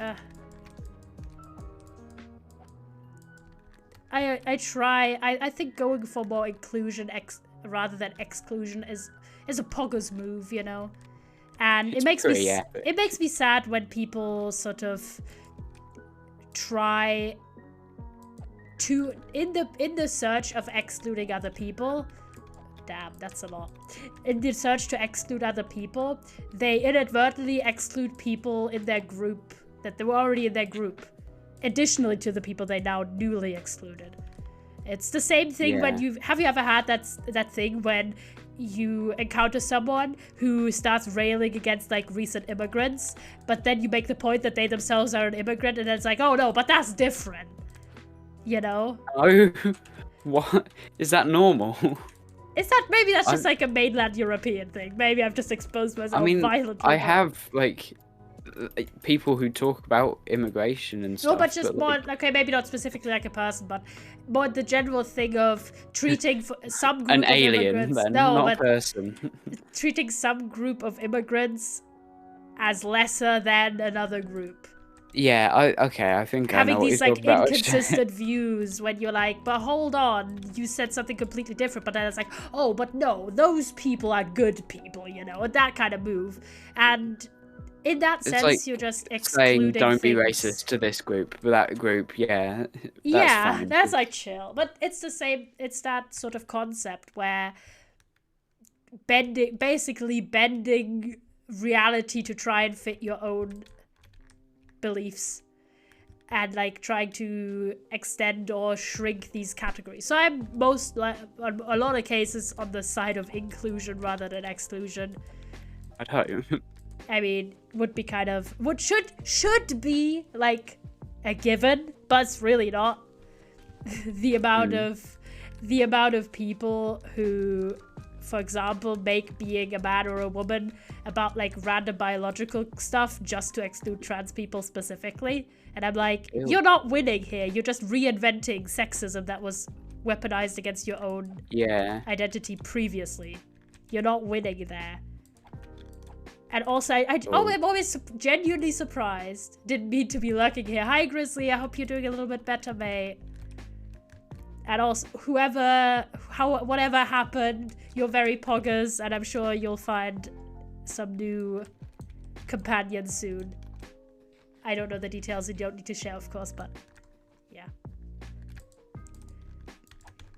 Yeah, it's just dumb. But also, I genuinely am curious how many people who have prejudices against a certain group or identity trait or something have ever actually talked to a person who belongs to that group or read like a narrative from them directly. Probably at least once. Like I just feel it just strange because whenever I'm encountered with like an identity, for example, I've not encountered before, I'm like, let me like research that, let me Google, let me maybe read a book or watch an interview or a documentary. Don't acknowledge it because it's just people. It's just strange to me. Like as in a scenario where I'm trying to understand someone else's lived experience. Like I'll do my own little work, so that's good. But like, it's more about if you're spreading shit about people. Why? Like, have you ever actually spent time talking to the people that you're talking shit about? You know? Yeah, makes sense. Or unless it's like a thing like super straight or something. Yeah, okay, that to be fair is bad, but. Yeah, but that's also the thing, right? Not accepting identities that their sole basis is to be not accepting of another identity is like, Yeah. that's not the same thing. That's literally people who rate attacking someone or this as the same type of thing as defending yourself against attacks. It is not. You did not provoke that scenario. So like if someone goes for you and like insults you or something and you quip back, you were not the one instigating that conflict. So identities that the whole thing is about being shit towards other people, they instigated a conflict there, which didn't need to exist. Right? But it just makes me really sad a lot of the time because I'm like, man. And in some of those events, it's like, okay, those people who have crap views on certain things, they could have kids and like give those thoughts to the next generation. And yeah, I'm thinking about what if some of those presumably people who identify as women in that specific That's it, just thing. presumably people. Presumably people. No, if you say if some of those women who responded like that, right? What if some of them have a son? Like, are they seeing that person, that little kid, as having the ability to have emotions? You know, base level things. And even if that person didn't experience emotions, do they think that person's still worthy of love? You know, I'm just saying, right? So what you're telling me to do is get rid of my children if I have to. Just like drown them. Let's go. No. Just put them in the bin. Get some new ones. Like a tenner. Sometimes I have hope because I do think that people have grown a little bit. Oh yeah, but like not the past generation as much. Not. It's quite. definitely we're evolving. We are. We'll we are get there. trying. You know, we are trying. At least some are actually like putting effort in. Yeah, and I really do love that. I'm always like, yo. And I see, for example, like just how many like children's books, really young kids, have started to also think, hey, kind of makes sense to not jump certain realities of life onto a child once they're like 10 or something, but kind of makes sense to have age-appropriate ways of discussing different topics for younger kids. So it makes me really happy to see books where it's like, oh, what if, like, for example, what if like your classmate has 2 moms, right? Or what if, like, something I think is good about children though is they don't think about that at all. They just assume it's normal. Yeah, but then you decide to like teach them like your parents and like ill, and then you're like, why? And then that's engraved in their mind because they're just children. So naturally they follow anything an adult says that they would like. Yeah, exactly. So, I really like how because you know you have books like that deal with, okay, you getting a new sibling, for example, right? Or having a pet, you know, those classic like really young children's books are like First Day in Kindergarten or First School Day or something, right? Talking about experiences that children might encounter in their life. Not every child, because again, something like getting a sibling is not something everyone experiences. So I'm very happy to see a wider variety of those. That might happen to you, or that might be in your life. Let's have like a story that illustrates that. I think it's great that they have more of that, especially because on some things, it is just closing a gap. For example, if you're saying, okay, I'm making a children's book that tries to cover something that's, say, like racism, right? Yeah. Like the 3-year-old black kids in your class or like in your neighborhood, they are dealing with this no matter, like, against your sensibilities or not, right? Because it's their lived experience. They might encounter this and have no choice. So I like that there is work that tries to sort of give additional information to people. Because for sure, as like a 3-year-old, did I like think about this at all? About like what maybe,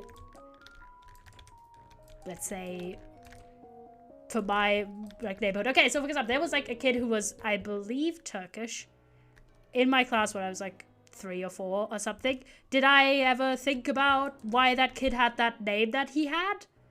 Or did I just think it sounded a little funny? You know, I'm just gonna say it, right? So I'm happy, like, and again, this was not like something in children's literature that was ever discussed. Like all books that I ever like read as a really young kid, I don't really remember any characters there not being, you know, random white people. So it's the same thing with like dolls or toys or something, that they've started being more representative of real people, and that like blonde-eyed what?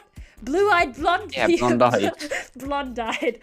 That blue-eyed blonde white children are not the only people in the world. And I think that's good. I mean, I'm glad that it's like adopted more representation. I want it to get to the point though where it doesn't need to be represented, it just needs to become normal, you know? Yeah. Because like when your whole like sales point is the fact that you have that, then like it feels a bit forced, a lot more forced. It is, but that is how I feel like at this stage in time, representation kind of is, because it's not normalized, it's not the majority perspective for people. So it kind of it is obviously not something that people ever do unintentionally, which makes it feel a little bit like, this might be a little forced sometimes.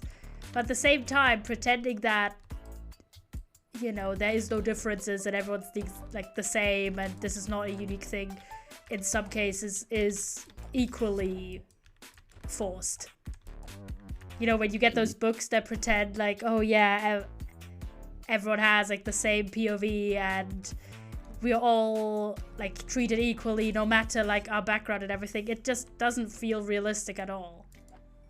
Yeah. So I think it kind of does make sense, but hopefully by doing that we do pave the way to a time when it doesn't need to be explicitly called out and like that will probably take a long while. That will take a long while, but it's gotten a lot better, because even though it kind of feels crap sometimes when something's like, oh, this is like a special point about this, like it's better than when it wasn't mentioned at all.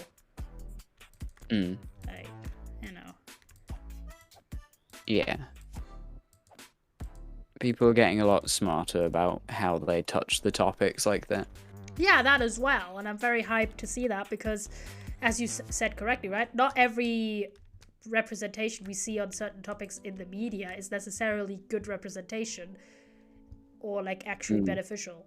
So it's good that we're getting more and that people will filter more, and stuff that is better, hopefully, will rise to the top. So yeah, I do hope. Did you reach the Stardew Valley goal and then lose a follow again? I did. The sadness, the homophobia I experienced.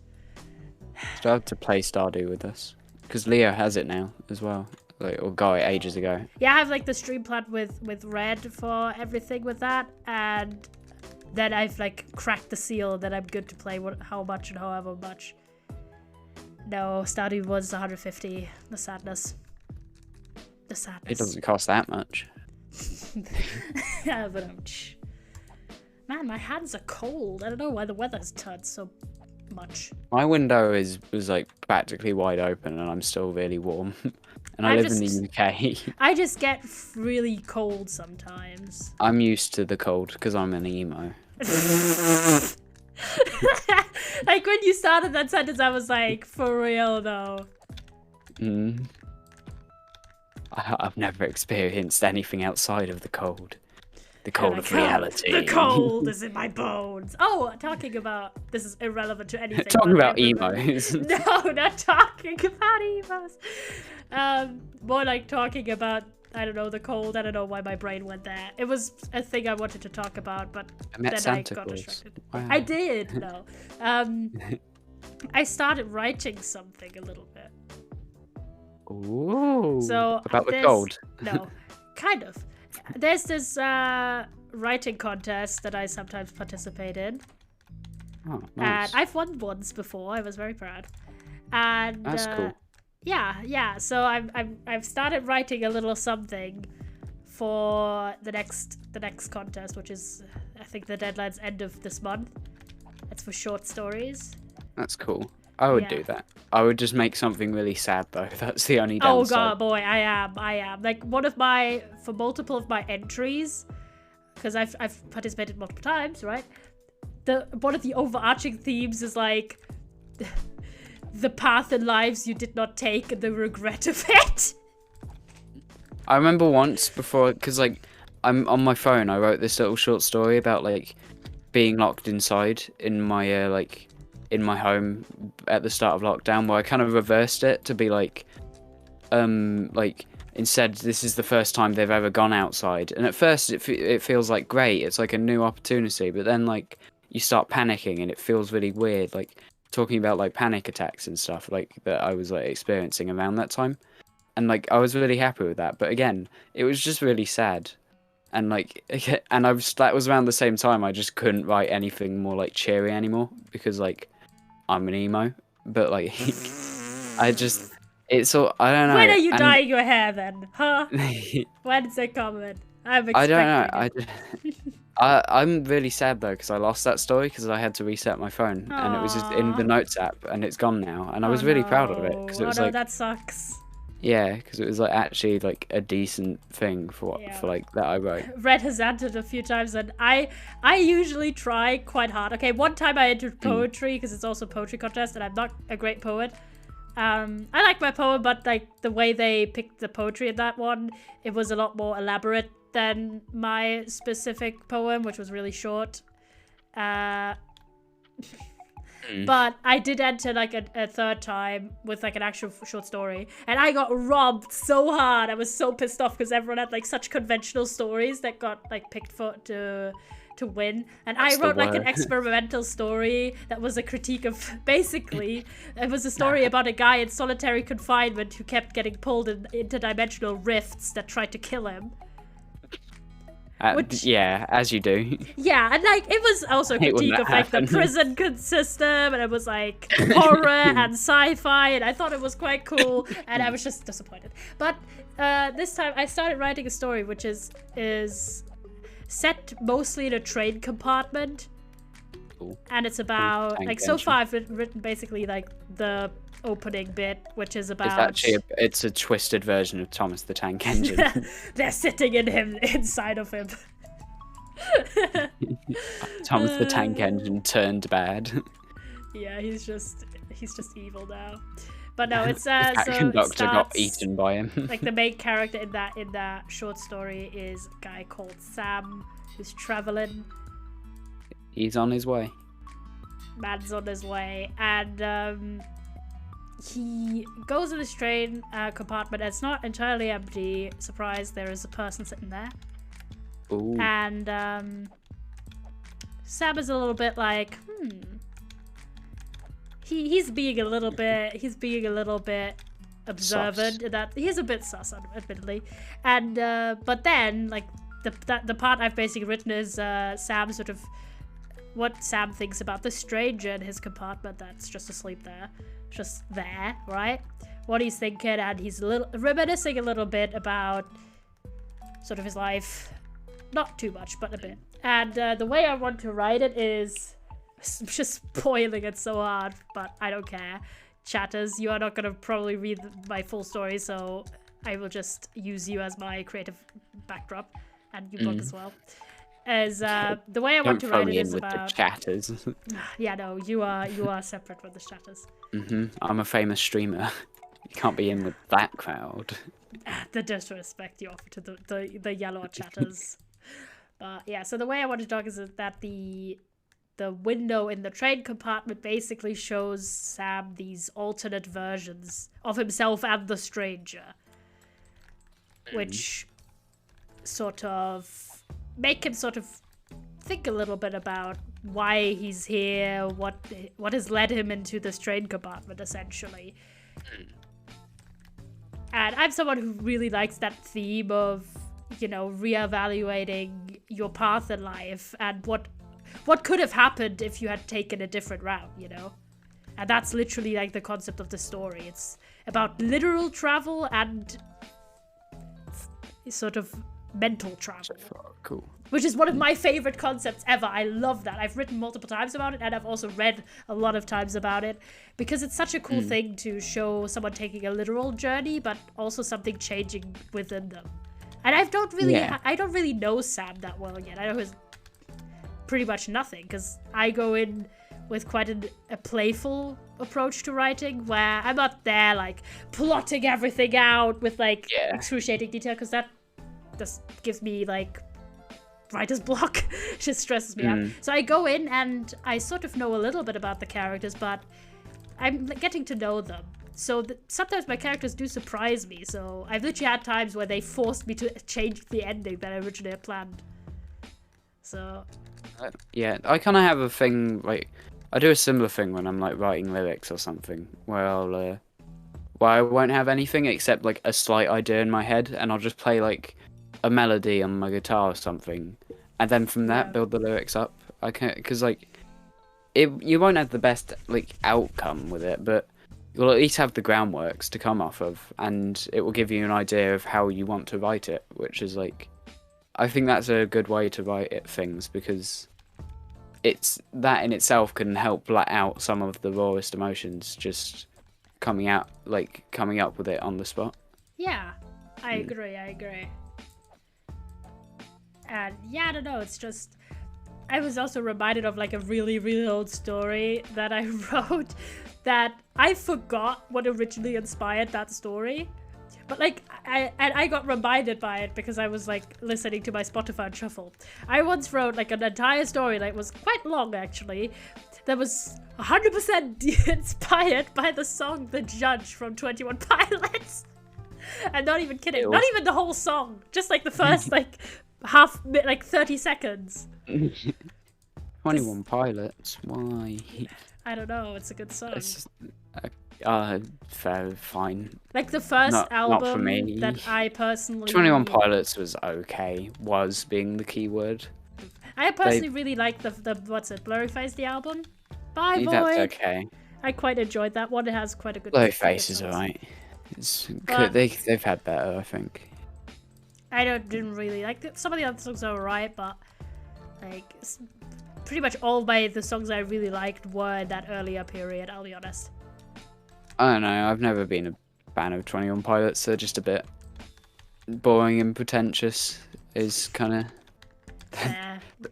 it's kind of... They take themselves really seriously, but then like you actually listen to it and it's definitely not that. They treat it as if it is like much better than it is. When really they shouldn't. They should realise they aren't the most serious band. Yeah. Okay, fair enough. I'm not someone who's super into like band stuff anyway, so I don't really care about like the people. A fake fan. No, it's not even like I've stated this about like everyone. It's like, okay, I might like some of the songs or some of the music, and if I like a good fair bit of it, I might like say, oh, I like that one artist, but that's all based on like the music. I literally give zero shits about the artists. That's a better way to listen to music, but like still. Yeah, 21 Pilots is just not very good. Anyways, they have right songs. About that one specific song. Because I quite like the start of that song. Sorry to like just ruin your story to complain about 21 Pilots. No, it's alright. The point there was that I really liked that start. My two entries were intellectual property infringement, to be fair. Yeah, I will not call you out on stream, but yes. Because Red has also participated there, and oh boy, I will just not go into that one entry, you know which one I mean. Don't, actually. Because most of the times, I'm not calling them out in front of all the people, but they can call themselves out if they want. But yeah, no, I really like this, because the concept of that song is at the start, it's about the narrator of the song, basically, at the start, here's the song. Blurryface, what? No, not the song Blurryface, the song The Judge. Oh, I got really confused because you talked about Blurryface at some point. No, the album. The album's called Blurryface, okay. But yeah, I think that know. song was on that. But yeah, no, the song that I mean is The Judge. So, but it's about the narrator of the song, hearing a song play and realizing it's it's a villain or a bad character, you can say the son of Testiel Impala poem. It's right there. I wasn't going to call you out. Oh, the SPN. Yeah, sorry. I was like, why the sun? I forgot the content of your... Yeah, Red once submitted a poem about the show Supernatural. This is not a joke. They literally Not did. the worst show. No, I'm just saying it was really funny because I was like, that was at the same time I wrote my like semi-existentialist piece about like solitary confinement, and Red just put in like a And who like inspired. are there like rankings for each one? It's like where the story lands. No, sadly not. They just have like the people who win, and they get book vouchers, and then they had like honorable mentions last time, and we weren't honorably mentioned. Ever. Wow, the audacity. No, not ever. I did actually win the first contest they ever held. I got 2nd place. I was quite happy. I was like, ha, I won. And I personally, hot take, I still think that some of the other stories that also won the first contest were some of the best submissions I've seen so far for that contest, just period. I felt like we peaked in the first one. There was like someone who wrote a really cool story from the perspective of a familiar... like a cat familiar of a witch. That was cool. Really cool. And then one that was about like feeling like an alien. It was like inspired by the writer's experience in the education system as someone who has autism. It's really interesting. Very, very talented writer. I think there was also another story I really liked that was also written by the person who wrote the story. Was called Alien. The Alien story. It was really good. But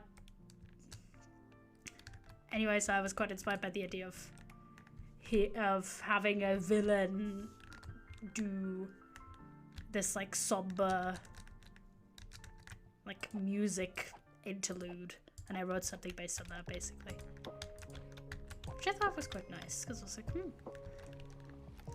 yeah, it's sometimes fun because over time with some stories or like some pieces of writing, you vividly remember what inspired what. The other poem I told chat before about, actually, which one was it? I forgot. Red.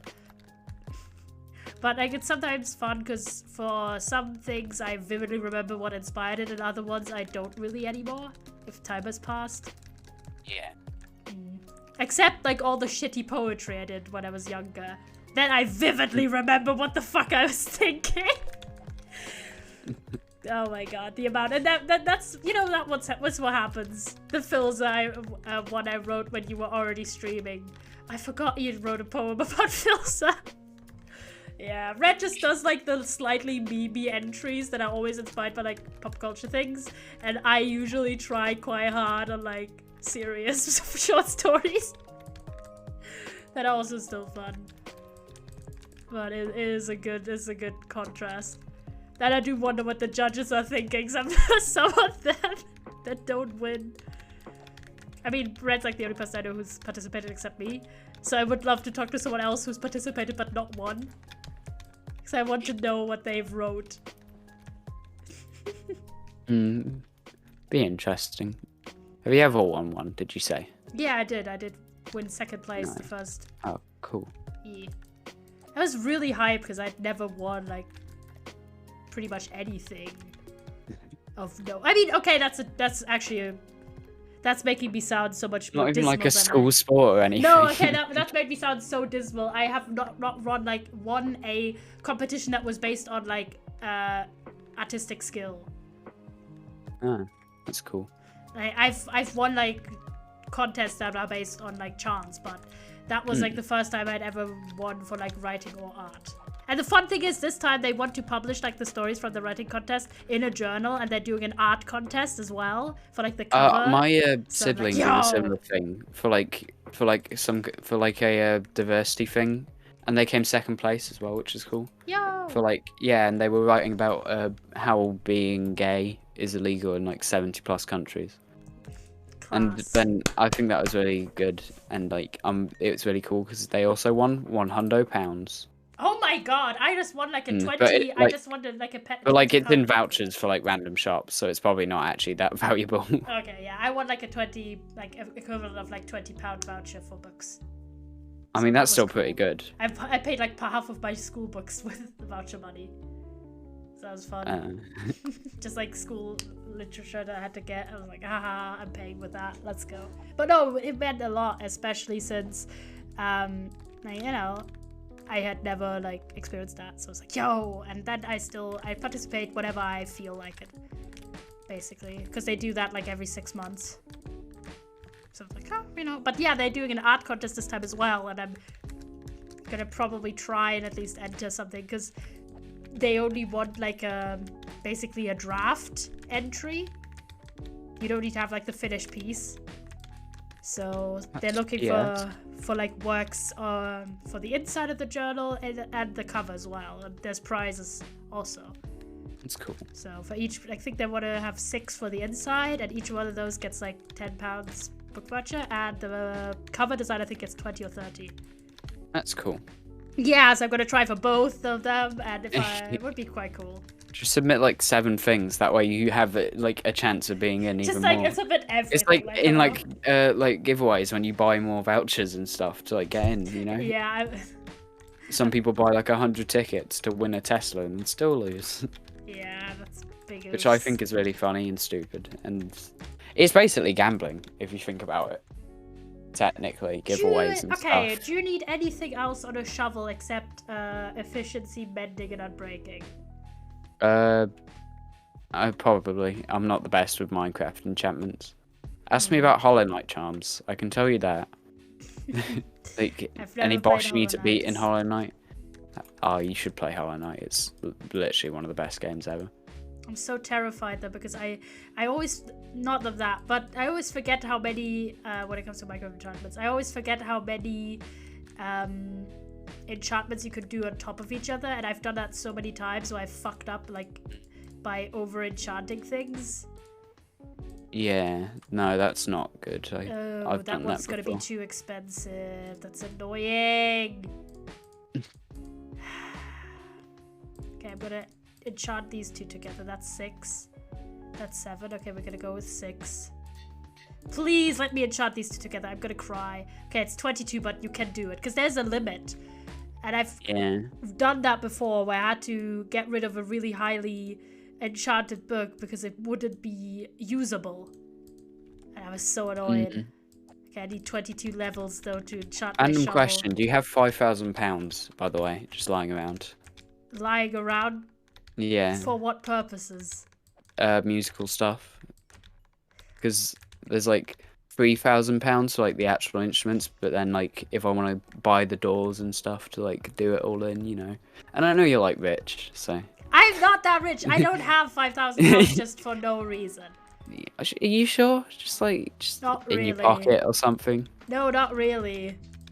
I have some savings, but they're meant for like actual purposes. No, you can give them to me. No, for real. I'll think about it this way. I'll make a really cool album out of it, and I'll write a song about you.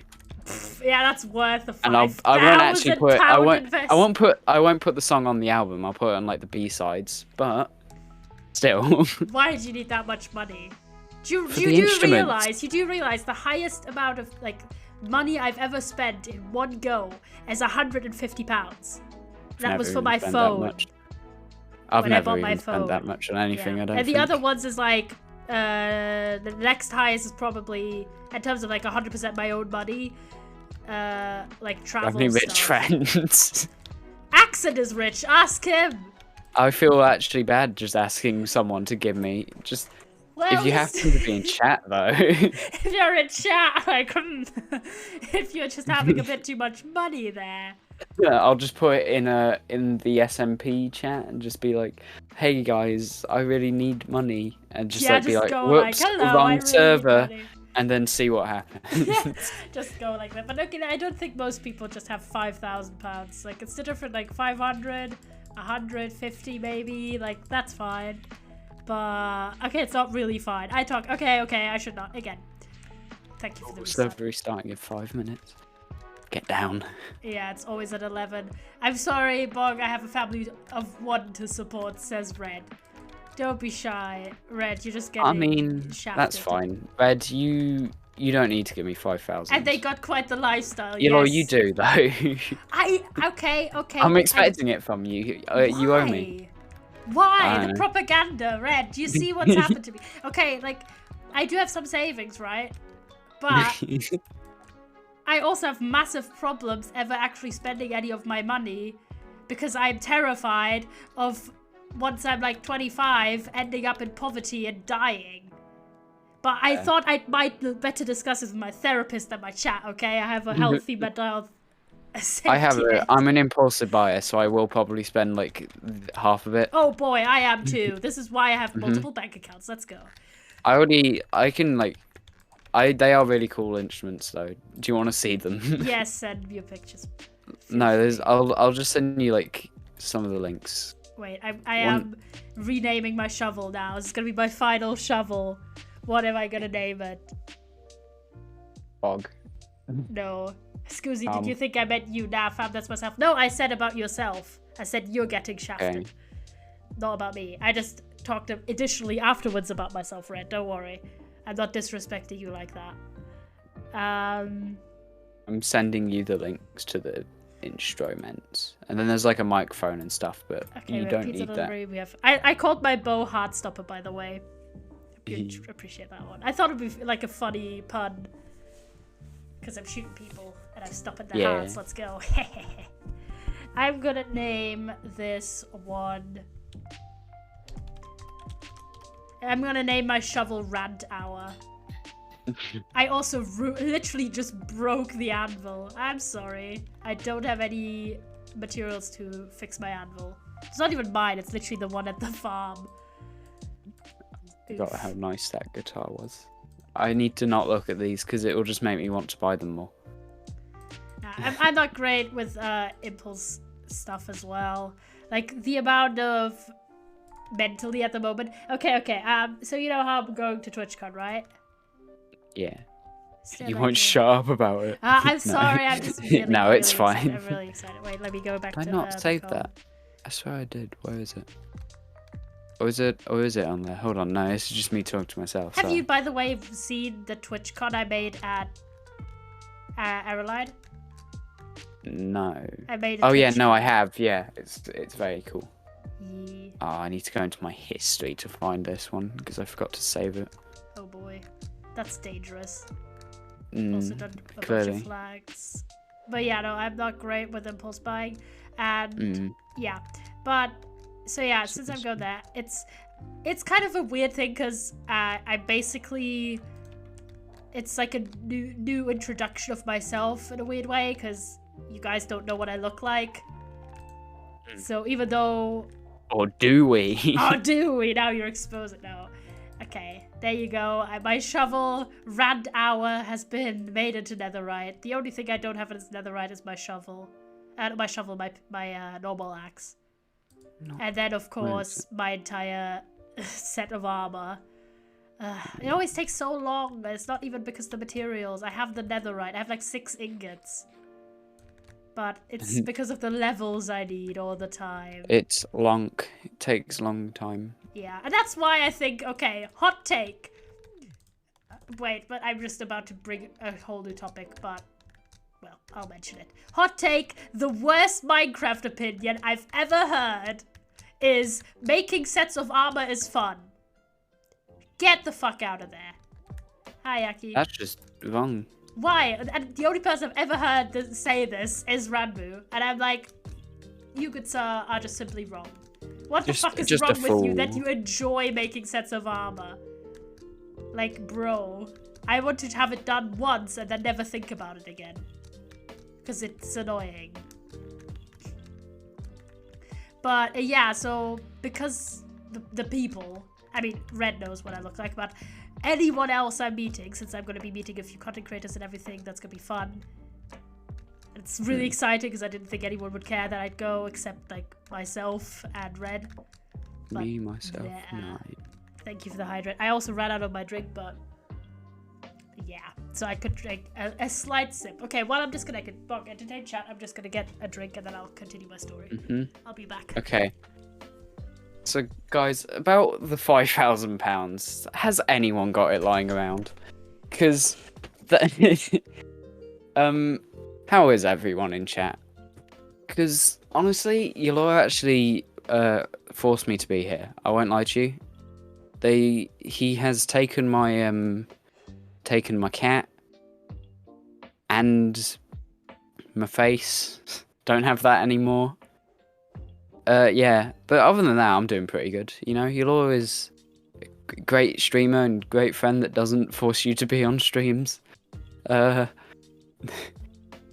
Guys, if you can hear this, just please, okay?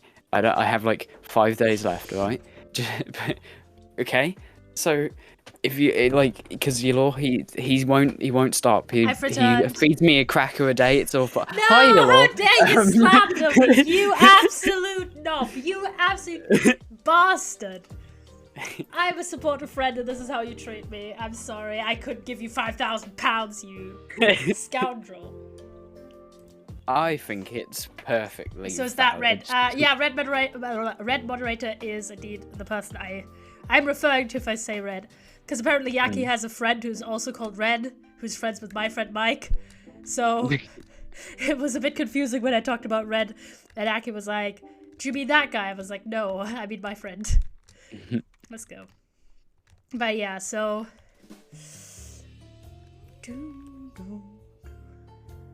Are you sure you don't have £5,000? I mean, I don't have £5,000 for this purpose, no. Boo. No. I'm telling you, I'm gonna send a complaint. I mean, okay. I was accent. burning as I said that. Punishment. Yeah, karma came for you. But like, I'm not the guy, accent, who ran around with $2,000 in his pants. Like, that's never been that's me. fair. Like, I'm burning to death. Oh boy, Oh. where are you? I did /T spawn. I fell in lava, and it was really scary. Oh god. Yeah, no, I mean, I'm I in the still ocean. remember Oh my the God. rescue mission I did with accent where I fell into lava and we managed to save my shit. I was, oh my god, that was... I canonically have burn scars now, let's go. There's canon, there's lore now!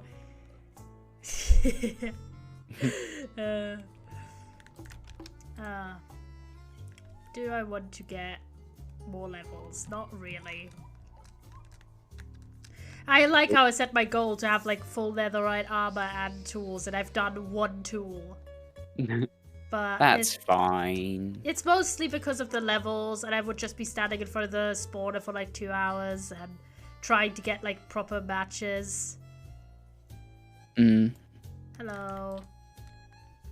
Are you in thingy? I'm behind you. Oh, hi. Yeah, I was tabbed out. Have some food. Steak. It's Mutton. It's mutton, you uncultured bastard. I'm blind. Leave me alone. I'm also blind. It's fine. Yeah, well, I'm mega blind. I'm really not. I'm the guy who wears glasses. Okay. I also wear glasses. How dare you? I think I have worse eyesight than you. Yeah, probably. But it's getting worse, so just eat that. I mean, to be loser. fair, I have to go to the optician soon, anyways, because I want to have prescription sunglasses. No need to for rub it college. in, do you? So that's fun. What was I trying to do mentally? You were trying to get into possession of 5,000. I could just like ask all I'm my gonna- rich family members. Let's go. All of them, all one. Uncle Yeah. Gerald. Yeah, just I'm one. Making up person. some lore right now. Yeah, Insane. I actually do have one uncle. Let's Are they go. named Gerald? Oh, I need so They're not. many levels. Oh, that's Yeah, annoying. it sucks. I really wish we had a better like farm, but I've I never mean, we built have a the farm. thingy farm, don't we? Yeah, but it's just bad. Like, cause you cannot No. AFK it. You can. Skeleton one. Yeah, but like they don't kill themselves. Hello, Yaki. Just These set up family a... members have 5k. I mean, I would be scared for their livelihoods if they did not have any savings since they're all elderly. So I'll scam someone. yeah, just do like. I really want these instruments because I want to make like actually cool music that isn't just Do you not samples. have like any music like that? Well, where I you could, do, but like a lot of it, the only stuff I can do is mainly just like simp stuff, and I don't even have a MIDI controller to do that with. No, I meant like. So a do you lot have, of it is like, just sampling. Don't you I have have like what? any place where you could like rent musical instruments or something? Yeah, but no, that's why I need the money. Oh, so that's for rentals. Like these are like ones I could fully buy, but then again, if I like, the money could still be for like if I needed a specific guitar, then yeah, I could rent it. But like, all right. these are just more like in like equipment I would like to actually make like cooler songs and stuff. Okay, I'd I mean, still to be use fair, samples, the only actually decent musical instrument I have ever owned was flute. a flute, yeah. Yeah, that was expensive, but... I just want to make cooler music. Tuesday than hair what I reveal have to our already. stream. Oh my god, yeah, I get to see Red's new haircut. I'm so hyped. They've gate kept us from seeing it, and I'm sagging so hard. But yeah, I get to see it, and we get to talk it. Oh my god, I'm so hyped. But yeah, but the point about this whole thing being that, so we're going there, and this is like the first time any people will see, yellow in like the flesh, basically. That's how. Have you figured out how you're gonna cover your face? Are you just giving up? No, I mean, my original plan is not allowed by TwitchCon rules, so I'll just have to pull around Ski mask. sadness. No, I wanted to do a morph suit. But full green screen style. Yeah, but just like, there's black morph suits, I would just like wear a black one, because that would have been cool. But... It would have been so uncomfortable, you do not realise that. Oh my god. Yeah, but it would be secure.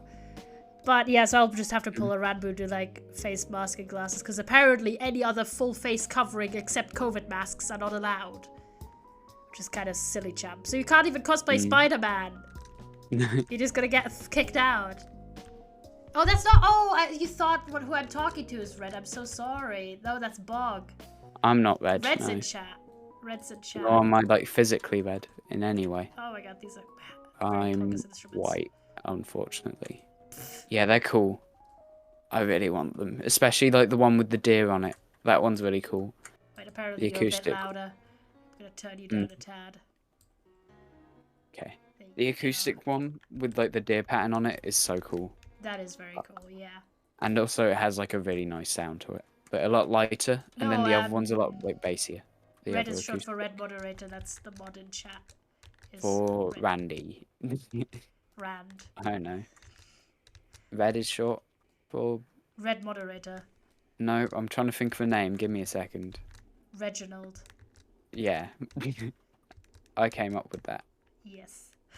Oh, but it's kind of weird because I very vividly remember that I've no full, I think, because I've never called Red and Blue by like their Twitch usernames ever, right?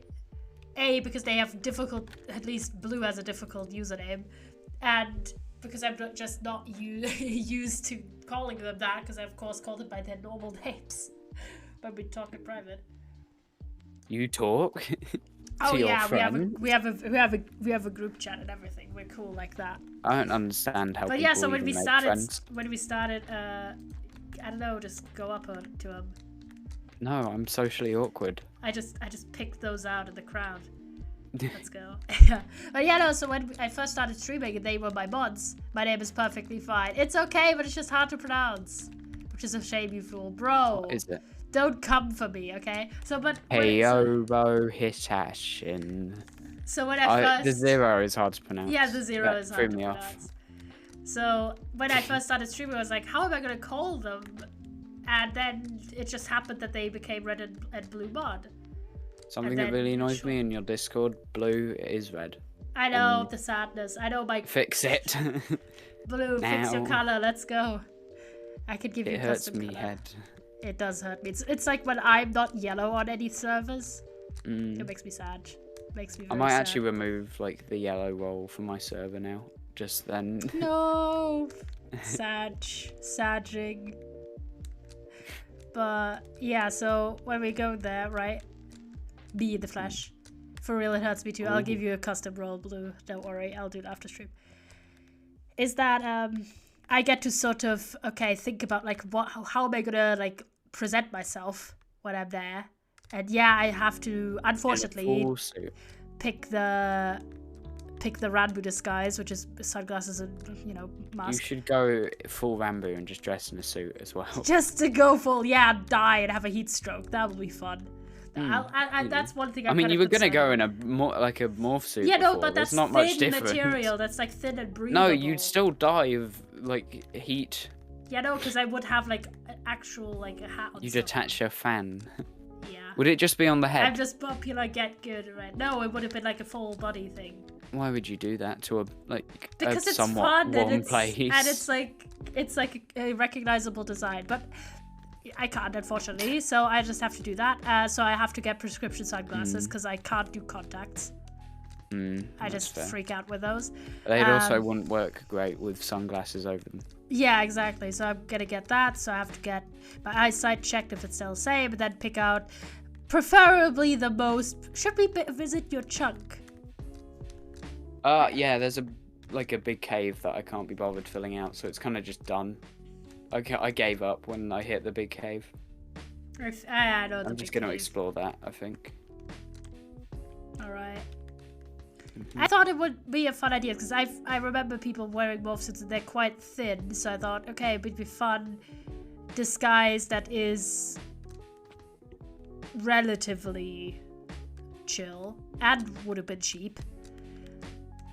Like £50 if you want a good one. No, I saw. Yeah, but like really cheap ones will rip really easily. No, I found like one that was like 25. That would have been fine, honestly. Because it would have been additional disguise to other stuff. But anyways, I can't do it, so I have to get sunglasses. I'm going to try and get sunglasses that, of course, I can see through and that look cool. But otherwise, that's like the necessities. But I'm thinking, because I do get to like invent a new way to look, basically, or like decide on something. And that's why we're going with the impulse thing. I've been putting so much stuff on like wish lists and stuff because I haven't. Why are you playing yellow or like ping pong? If I hit you, you would just die. You would just die. That's not true. Try it.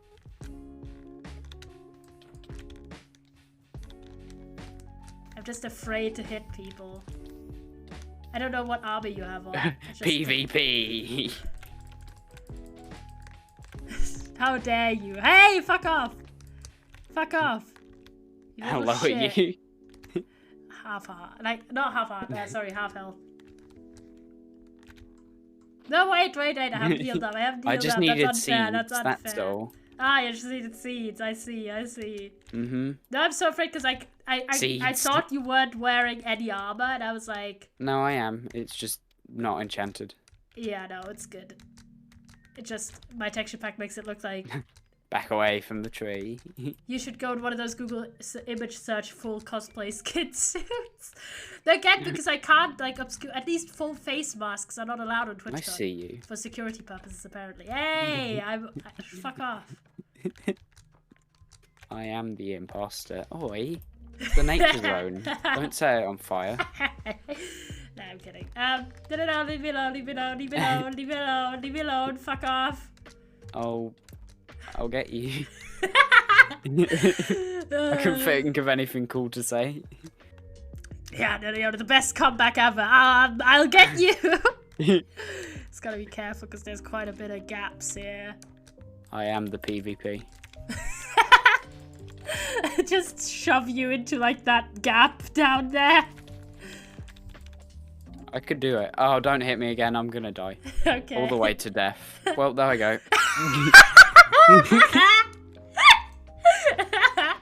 I'm suing you. That's at least worth £5,000. No, I'm sorry. You can have damages. I'll pay you damages.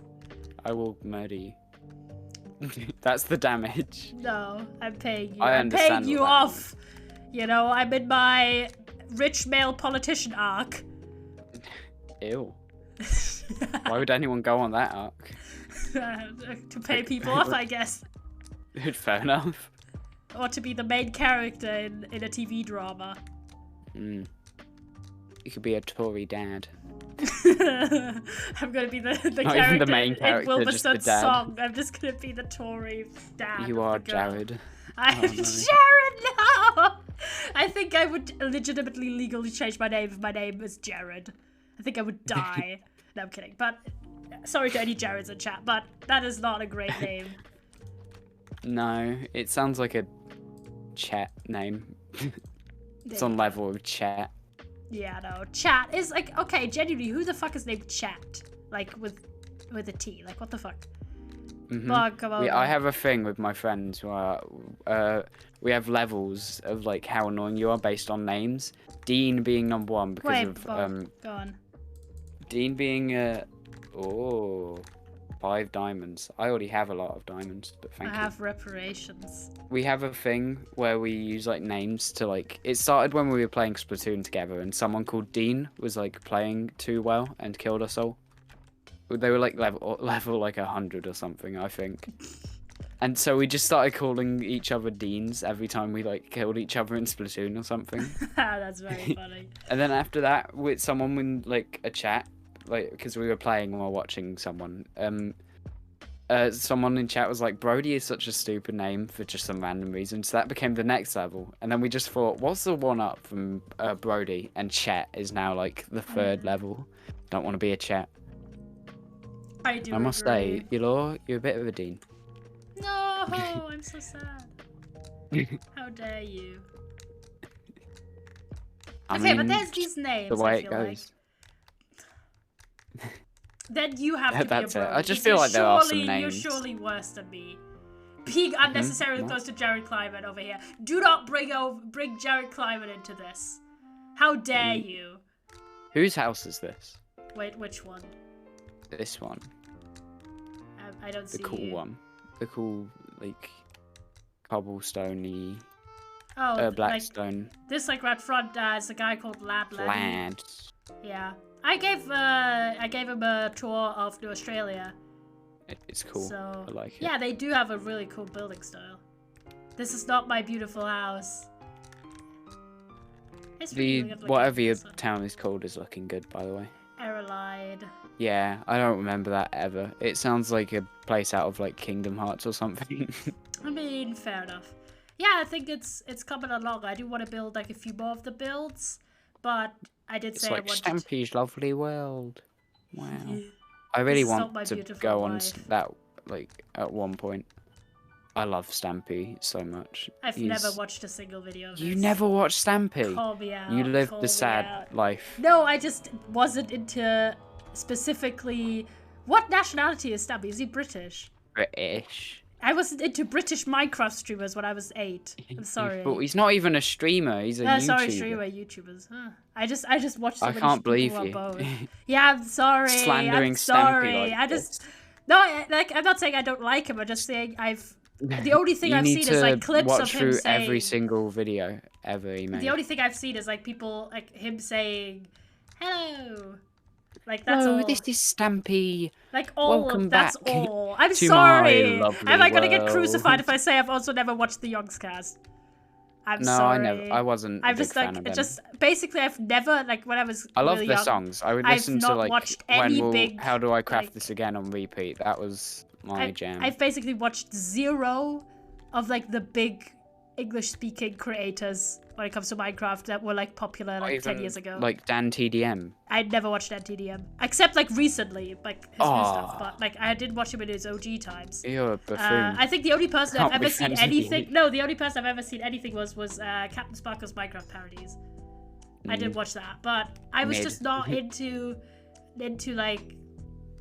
That's a sad, pitiful childhood. Okay, if I would name you like all the creators I really liked and their stuff that they did, you would know 0 of those people because it was That's not fair. English language content. Okay, excuse me being like an 8-year-old. But English Minecraft YouTubers are just the best. Yeah, I just- no argument. Really didn't watch a lot of English stuff when I was 7 or 8. I'm sorry. England, though, is a miserable place. We just can I have say? amazing Minecraft content creators. Because the people are just too depressed to deal with the real world. Yeah. I mean, no, we're just a really shit country Yeah. in general. I mean, I would like to move away, specifically to Japan. I quite like Japan, as weird as it may be in some parts.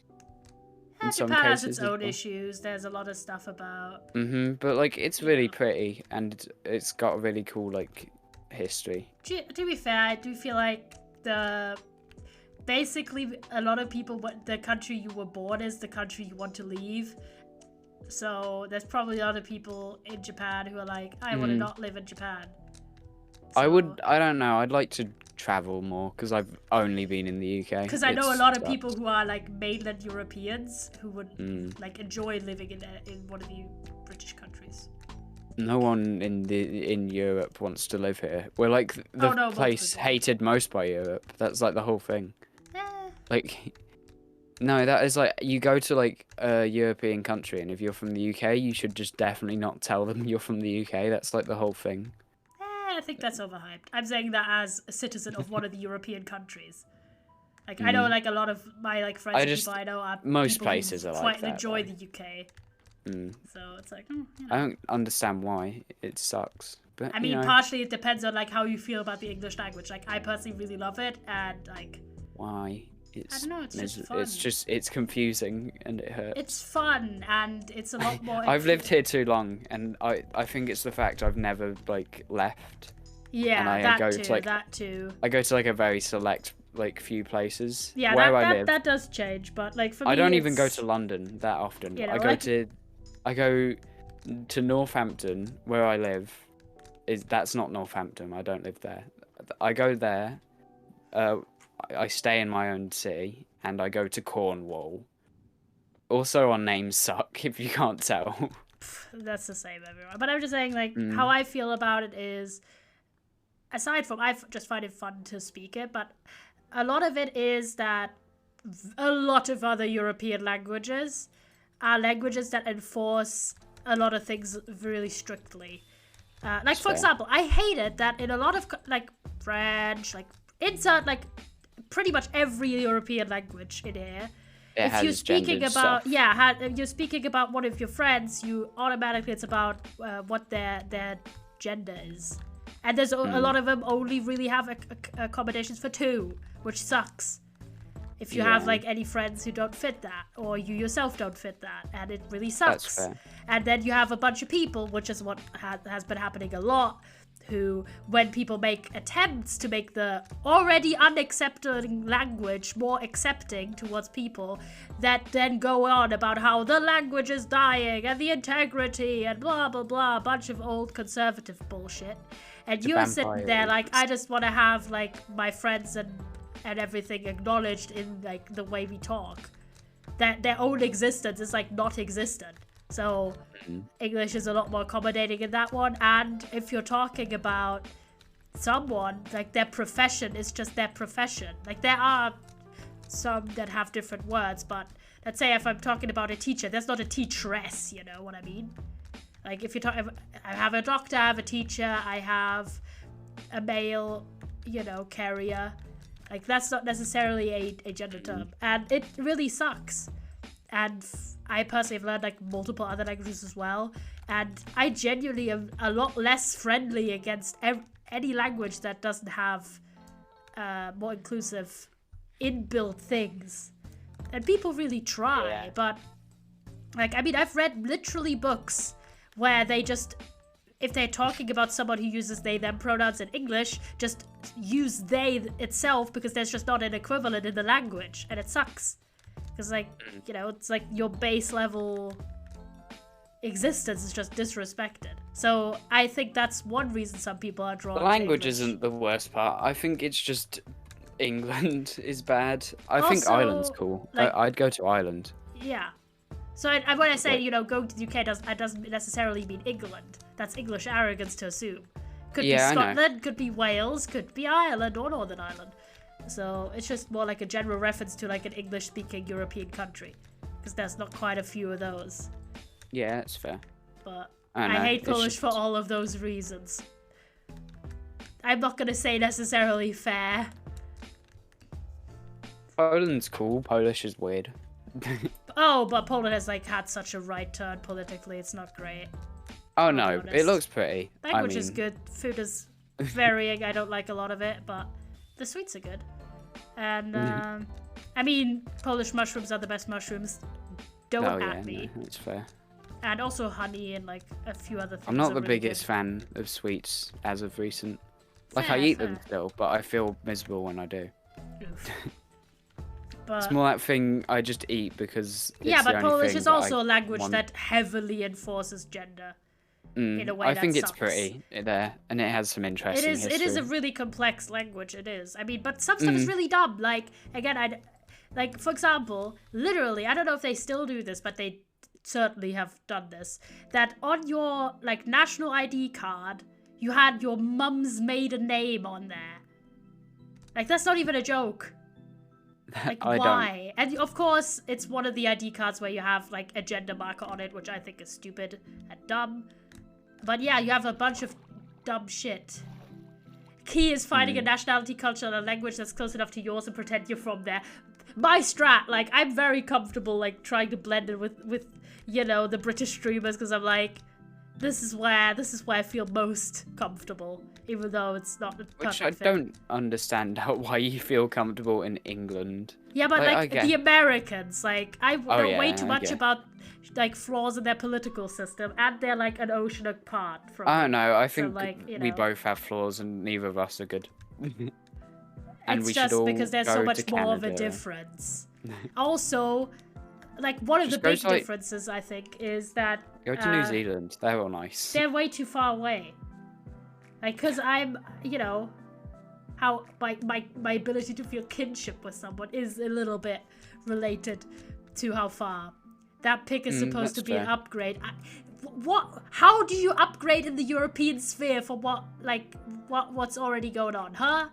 There isn't really, like, everything's kind of shit in that sense. But, Anything but just Europe. We're kind of just the worst continent. well, Like, literally, Antarctica is better.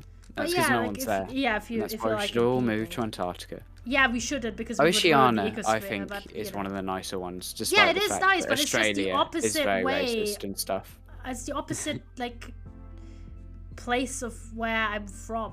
It's just That's not. fair. I have no I connection. mean- I've never been there. Like, my dad went to Australia like 25 years ago once. Yeah, but think about Like, this I have way. no They shot The connection. Hobbit in New Zealand. Yeah, I've also only seen And the. The I've Hobbit only is seen pretty Hobbit cool. once. Like, I like the Lord of the Rings. I've never movies. seen it. I've I seen just think it looks cool. Well, you can pick higher than England. I didn't pick England. I said the UK. You're assuming I pick England.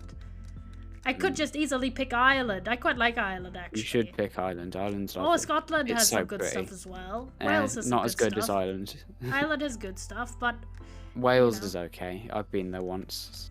I wouldn't go there again, probably, like, unless I but really yeah, like had the to. way or, like, the way I think about it is, right? So I like English as a language more than I like any individual country. So I'll just go like America, like Canada is just too far away. Same with Australia, New Zealand. Also, some of those countries have really hard immigration rules. yeah. Versus like stuff like Ireland, or even, you know, if it had to be England, because it is just much closer.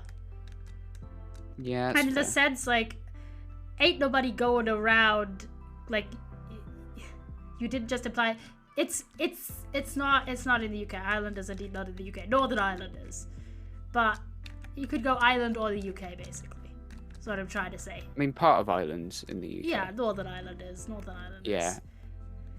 Which is also Northern Ireland's very like pretty. Just, I mean, it's mainly like fields and stuff, but when you get to like the hills and mountains and bits, oh my god, it's so pretty.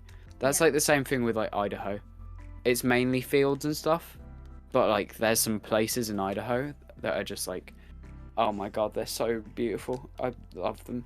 I mainly look at places and base it off of like, if I ever think about moving there at all, like in my brain, I never really think about the people. I just kind of base it off the thing and then in my mind, because I know I won't actually move there.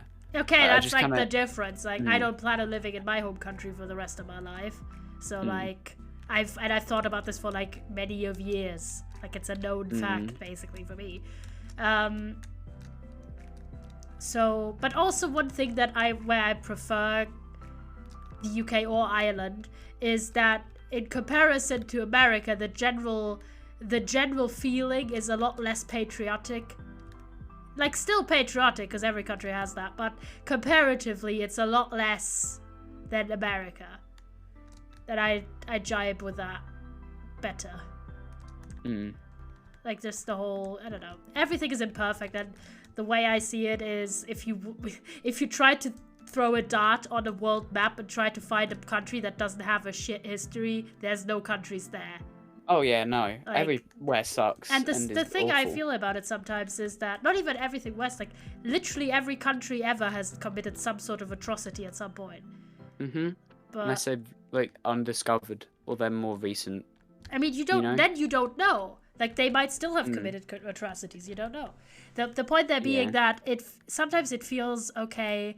It feels like because you're choosing where you go, if you're like immigrating by choice, that it feels like you're choosing whichever evil, quote unquote, you know, the country has committed to be like okay with you. But really, that's not how things work. Since, you know, it's not like the home countries that we all were like our original countries were all like great either. So, like, you know, I don't just know. in a random. It just does feel like that because you feel you're giving yourself responsibility for something that isn't your responsibility, really. Because you weren't the person doing that and you have no connection to it. It can be shit to know, okay, a country that I might live in does crappy things, but in the end, unless you yourself were involved in that, it's just sort of part of the national fabric around you. But yeah, I don't know. Why is there a spider up there? Get down, Probably you little because it's shit. a thingy. So It's a mine shaft, yeah. I'm just climbing about, seeing what's down there. Anything exciting? Not really, but you never know, you never know. And I do need a little bit more coal, actually. still some. Yeah, I'm just mining. I'm just mining a bit. I'm not at the point where I need to steal coal, you know? And not that, I've not fallen off that far. Like, that's kind of rough. If you're going through life and you need to steal coal of all things, like, oh boy.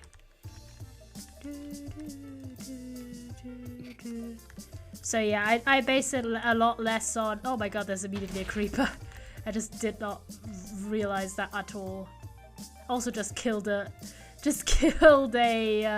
spider with my pickaxe accidentally. That was pretty fun. Why not make coal? I can also make coal, I'm just a lazy shit. And I like exploring. Just like, again, steal some. Nah, I'm not a crime committer. I gotta set a good example for the community. And the community being my little citizenship. Since we still don't have enough citizens for elections, I'm still in office. Hehe. I mean, this is a really inactive server, pretty much. So, who knows who will actually Have you seen run Puff for it? Pals already? It's Puff Pals. Maybe not. I don't know the reference. Could you elaborate? It is. Yeah, I think it would be cool if Toby played more. I'm still planning that once I feel like I've done all that I'll do as pre-planned stuff for Aeroline, excluding like plots that are meant for people to build by themselves. That I want to do like a little tour. Oh, I found. Oh, nice! Found a chest that wasn't explored. Actually, that's quite nice. It had an efficiency 2 book. Not as dead as Crate Valley. Oh, Mike, I'm sorry, man. Mike, I'm sorry as well. I would play on it more, but I didn't have the time. The oofs are there.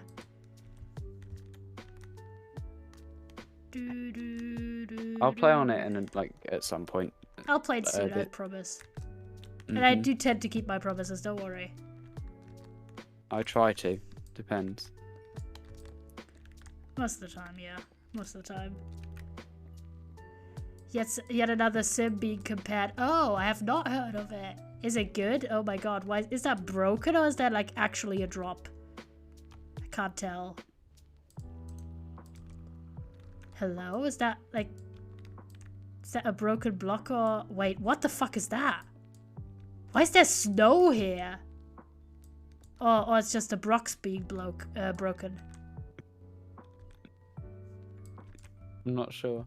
That's I'm just so sending odd. Bambikini minion memes right now. Why you like this? Why you like this? Why you like this? No, it's like a broken block. It just looks like there's snow under it or something.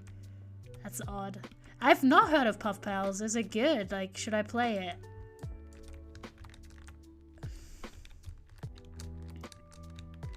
And here I'm getting myself some iron.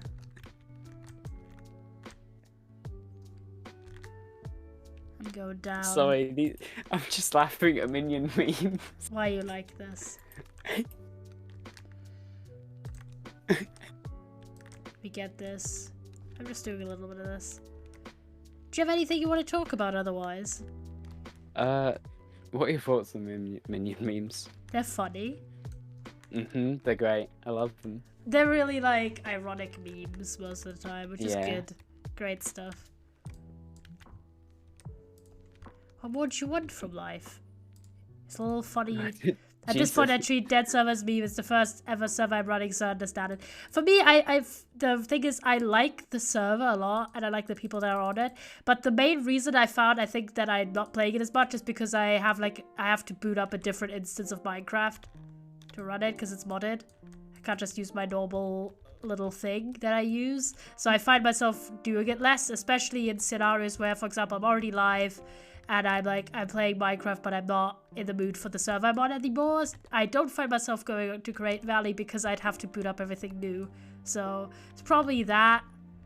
There's a trailer and some beta reviews. Can you send me the Steam page or something, Red?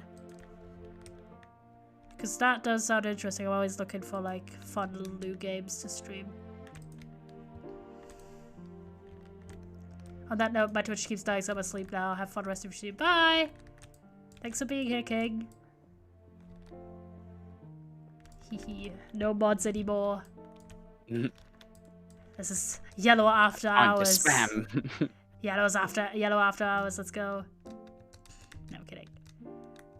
I joke. But yeah, I love how I went really off topic from whatever I was talking about, how I want to present myself at TwitchCon. But yeah, so I'm basically at the moment looking at a bunch. Work. I know, I always just really Blue's still here. Sadness. No, I'm kidding. Ew. No, don't you dare. Blue's incredible. I haven't seen him as much as I want to because they kept going on dates. And yeah, I'm calling you on stream. The disrespect. Imagine that. Imagine being happy. What a loser. Imagine being happy. I mean, it could be bad dates, but... Oh yeah, I went on a date today. I hated it. I'm going on another one. Oh my god! Bug! Putting yourself out there, I'm proud. Wow, thanks. I wasn't actually, but cool, thanks. If you were, I would be. Thank you. Let's go. No, yeah, but so I'm just putting a bunch of stuff into different wish lists because I'm like, what do I want to wear and stuff? Because I'm like, hey, I got 2 whole days to impress the people. Not really, but should just look cool. But yeah, no, I'm super excited. It's July 16th and 17th. Wow. Yeah, I'm going to the... You got a hotel and everything. Yeah, we have everything booked. We've got the travel. How long are you staying then? 15th to 18th. My dates are great. I know, and I'm very jealous. I'm sad. You're gonna meet people. Yeah. I'm meet a city. I'm gonna meet. Going. A city is going. A city. Oh my god, we've been talking a bunch. We have had multiple voice calls about stuff because we're just both really excited. And we are gonna go out eat and stuff, have dinner. It's gonna be really fun. And we're gonna hang out, of course, at the convention. But there's been at least one other person's been a bit. I'm not sure, but one person specifically asked to meet up, and it's another streamer, and I was like, yeah, I'm relevant enough to get asked. So I felt quite good about myself there. So yeah, hopefully it's gonna be, a bunch of fun little meetups and hanging out with people, and also TwitchCon has an insane roster of activities and stuff. So it's not just because the bad conventions always I'm gonna go home. The best convention, the worst conventions are always the ones where the only thing you can do is stand in line or pay for shit. But TwitchCon actually has cool stuff, so they're gonna do Twitch Rivals, which we can see in person. Ooh. Yeah, they have panels and events and stuff and workshops, and I'm super excited for all of that because I'm a big fat nerd. But yeah, Red and me are gonna have a ball. I'm so excited to hang out with them, and then of course we are gonna hang out with other people. Red is just gonna be my emotional support non-streamer friend. because I think everyone else that we're planning to meet up and hang out with are streamers. Cool. So it's just gonna be like I'm still sad that like none of you, like my other friends except Acidia, are going. I don't know if Accent's going, but I'm poor. y'all are not going, and I'm sad. I'm poor. That's why I need £5,000. You wouldn't go either way, though. I You would. Dickhead. I would. But I'd buy the instruments first. Oi. Yeah, had to give clearly you the no, no, don't you dare. 1v1 me in Bed Wars, bro. No, I actually need to go jump in the water. I'm not good at Bed Wars. I'm not good at Bed Wars either. Exactly, it'd be funny and entertaining. Yeah, we should soon. But I think I'm gonna be off today because I've almost streamed for 3 hours and I'm tired. But I had such a good time. It was lovely chatting again and hanging out. Let me go on the roof. I just kind of came on to like because I thought I left something in my inventory to put away, but I've just monopolized your time. Let's go. Let's go. I still have the sign in that the says mail by tomorrow. yeah, £5,000 surely. No, I still have a sign that says penis on my wall that Leo left. Do you still have the Among Us one? Yeah, on the door? still on the door. Come on the roof. Just vandalizing your home. That's just It's Leo fine. though. Come on the roof, King. I'm alright. I'm here. Maybe I won't, just to spite you. Sadness. Then I'll just go on the other roof. I'd go even higher. Oh up. dear, Let's this go. is so Among Us us. What will we do? That clearly literature. And then, haha! Let's go. Alright. Alright, I was going up here, but sure. Yeah, I could also go up there. Hey, It's fun. I love like little jumpies. It's so fun. I like this roof still a lot, bro. You douche nozzle. I wanted to end like at a good nozzle. point. I wanted to end at like a good point because I am tired. That's fair. I might just keep. Plus, I have to get up for like stuff really early tomorrow. So that's fun. Bang. No, let me just stay. I want to end. All right. I'll deafen and then I'll be back. Okay. Chatters!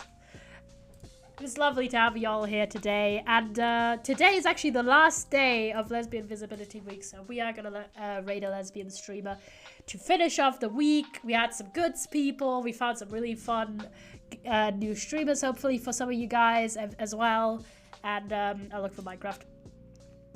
And yeah, I'll see you boys tomorrow. Don't know what we'll do, but I had a lot of fun today. It was so cool that Bug was able to chat with us today. Missed hanging out. Oh my god, there's so many people in that category today. Let me have a look-see. Who are we gonna like? Oh my god, there's someone cosplaying Bruce Wayne, so let me have a look at them. Let's see if they are cool. We are gonna raid them.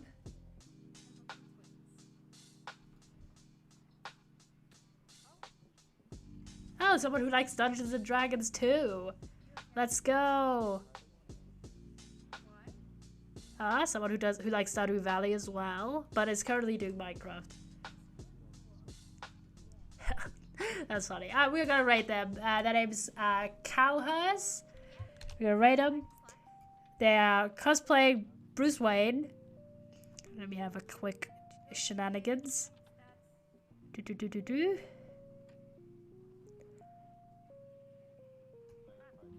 Alright, they have a really cool theme. So do feel free to go on the raid with us. Little adventure time. You don't need to stick around, but it's lovely to share the love, especially to fellow creators and everything who were smaller creators. Good times. I'll see you boys tomorrow. Don't know again what we'll do, but yeah, it was a lot of fun today. Bye bye.